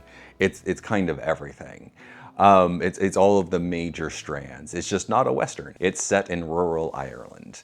And it is wonderful. It is one of the most deliriously entertaining films that John Ford ever made. It's the story of John Wayne, who is an ancestrally Irish man who comes to Ireland after a mysterious reason in his past. And he comes and he falls in love with Mary Kate, played by Maureen O'Hara. And, you know, it's him ingratiating himself with the town. It's the town kind of learning to appreciate him. There's a whole host of side characters like the drunk priest. And the main antagonism is between John Wayne and Victor McLaglen, who plays Mary Kate's brother. And it's a wonderful character piece at the same time because John Wayne has to kind of get over his past. He has to use these events to become a better person. You know, he killed a man in the ring, boxing, and it's killing him from the inside out. And so he escapes. And how does he have to get over it? Well, he has to fall in love with a girl and he has to beat up her brother in a boxing match that goes through the entire town. And it is one of the most deliriously entertaining sequences that John Ford ever put together. It's absolutely gorgeous. Apparently the cinematographer hated the look of the film because it was too green. And you know what? It should be too green. It's this idealized version of Ireland, perhaps an Ireland that never really existed, but it would be nice if it did. And that I think that's kind of the power of John Ford. John Ford is not really telling movies about like real events. He's making idealized versions. He can make movies that really hit like real human, the real human side of realistic things. Think of like They Were Expendable, that sort of thing. But he was kind of best at building myth. And that's what he does here. And it's the myth of Ireland, and it's wonderful, and I absolutely love it. It's John Wayne at his easiest, just essentially still playing himself, but actually being able to act in certain moments, all while just the movie just flies off in every direction, just being entertaining. I love this movie. Number 3 is The Man Who Shot Liberty Valance. I talked about this movie recently, so I won't go too in-depth, but the film is genuinely one of the best American movies ever made. It is about America, it is about the American experience, and you can watch my other video to see a bit more of that. What the movie is on an entertainment level is like marvelously complex while working within archetypes that make it seem simple. So it's obviously the story of Ransom Stoddard, who is the legal mind who comes to this remote western town to bring the law, but words won't do anything in the face of someone like Liberty Valance, played by Lee Marvin. And in between them is Tom Donovan, who is played by John Wayne. And John Wayne is the yeoman who actually does civilize the West. It's not law books, it is the man's will being imposed on the lawless and forcing civilization that way.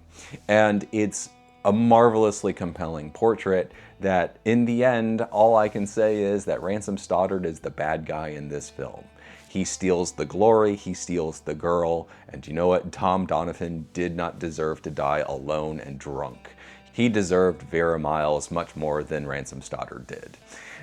The movie is it's weird in the fact that it's actually one of John Ford's smaller films. You know, most of his Westerns were filmed outside, they went to Monument Valley, they had big chases and everything. This is done on sets. It's almost entirely set bound. There was almost no location filming at all. It's a very small movie, and yet it encompasses so much about, you know, what these characters want and what these characters can do and what the American experience actually is. You know, it's an interesting contrast to something like The Searchers, which is all outside, but this feels so big at the same time. And that's because of the writing, that's because of the performances, that's because John Ford just knew how to film a shot. The movie is never boring to look at. It is just a genuine entertainment from beginning to end, and much like The Informer, it's a tragedy at heart. It is a very sad film about the yeoman who is forgotten. And you know what? Ransom Stoddard is the architect of that yeoman's failure. And Ransom Stoddard is the bad guy. This movie's awesome. Number 2 is The Fugitive. If you've ever wondered what John Ford would do with an art house film, well, you know what? You don't actually have to wonder. You just have to find this. The Fugitive is based on The Power and the Glory, the novel by Graham Greene, and it is an incredibly sparse, esoteric tale of a nameless priest in a nameless South American country where Catholicism has been outlawed. And it is a constant threat of violence and discovery, and the priest, played by Henry Fonda, is constantly at fear of just a single word: father. And the movie is fantastic. Apparently, John Ford threw out most of the script, which really damaged his relationship with his regular screenwriter, but I think the move was worth it. The movie has this incredibly sparse quality when it comes to dialogue, meaning that relationships can no longer be explained explicitly, they have to be implied. So, most of the action ends up following the priest, obviously, but he finds some limited sanctuary with a barmaid named Maria, and Maria has a past relationship with the lieutenant who is chasing the priest. And the relationship between Maria and the lieutenant is never explicit, but it's implied that he is the woman's lover and is the father to her child. Now, this is a change from the actual novel. In the novel, the priest is the father of the child, and this change actually pisses off a lot of people. I hadn't read the novel before I watched this. I read it after, and I don't mind. It's like, it works. It takes something away from the priest character, without really replacing too much. I do think the relationship between Maria and the policeman is interesting here, but there's so much emphasis on just the personal danger that the priest is going through, that he's facing, that I think it just ends up working incredibly well. And so it's this effort on the priest's part, who calls himself a coward, but is constantly putting himself in danger to save other people, like volunteering to be a prisoner instead of a village elder, or having a ticket to get out of the country and casting it aside when a little boy recognizes him and asks him to say a mass for his dying mother. So he has to go into the black market to find wine.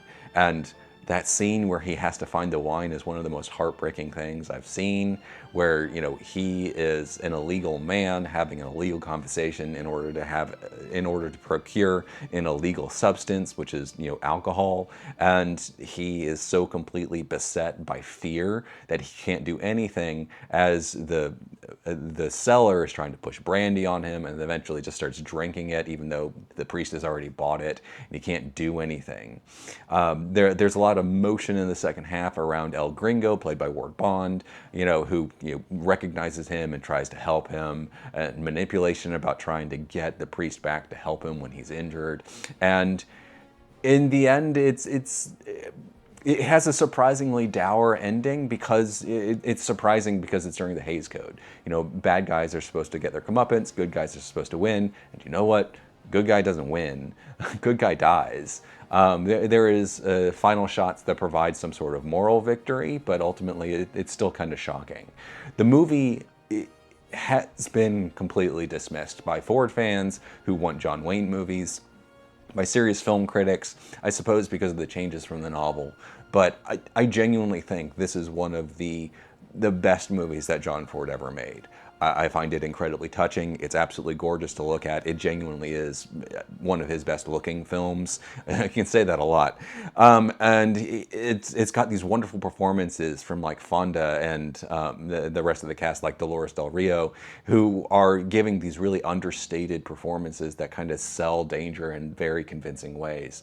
The movie is absolutely fantastic. It needs to be discovered more, and I absolutely love it. Number 1 is The Searchers.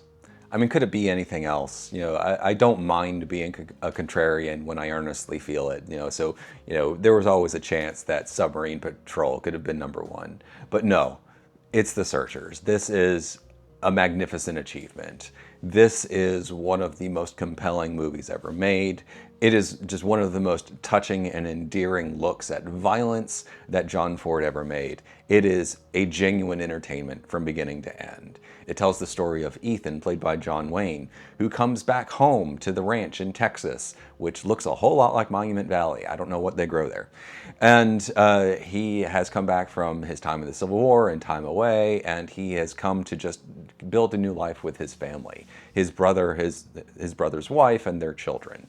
And then a Comanche tribe comes in and steals everyone, kills everyone, steals the girls, and we have our search. John Wayne brings Jeffrey Hunter along, and they go on a multi-year search to find Cicatrice, the head of the Comanche tribe, and bring back the girls.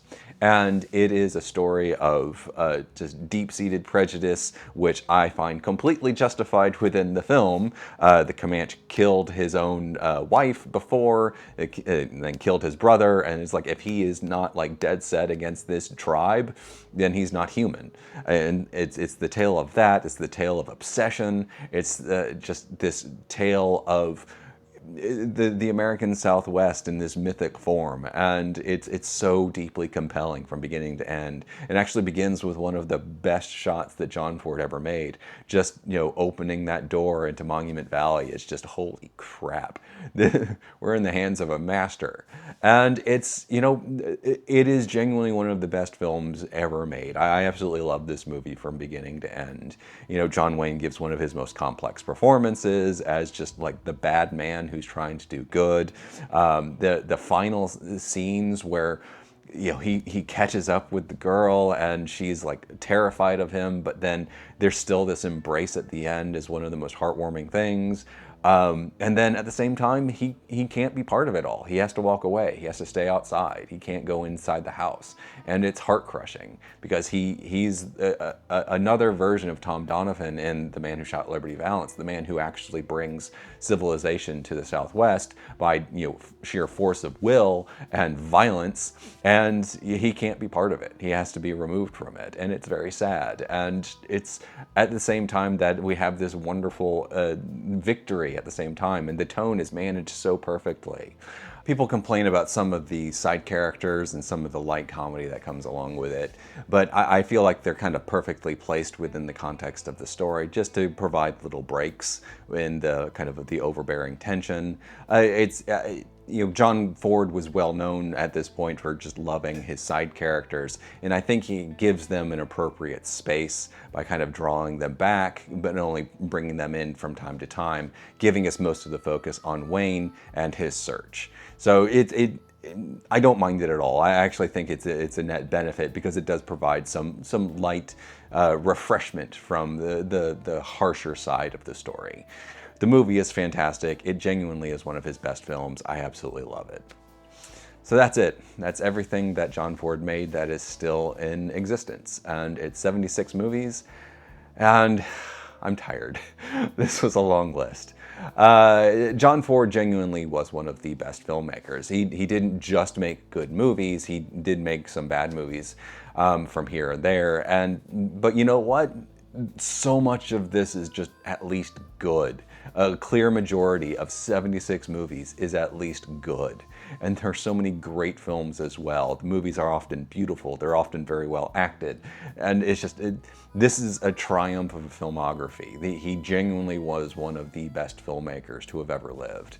And his entire body of work is worthy of discovery. From the little known movies that are surprisingly high up in my list to like some of the better known movies that are surprisingly low in my list. There's so much entertainment to be had that are worthy of discovery. You could just watch John Ford movies for weeks and weeks and weeks and see nothing but new things to you. And I highly encourage you to do it because John Ford was very good at his job.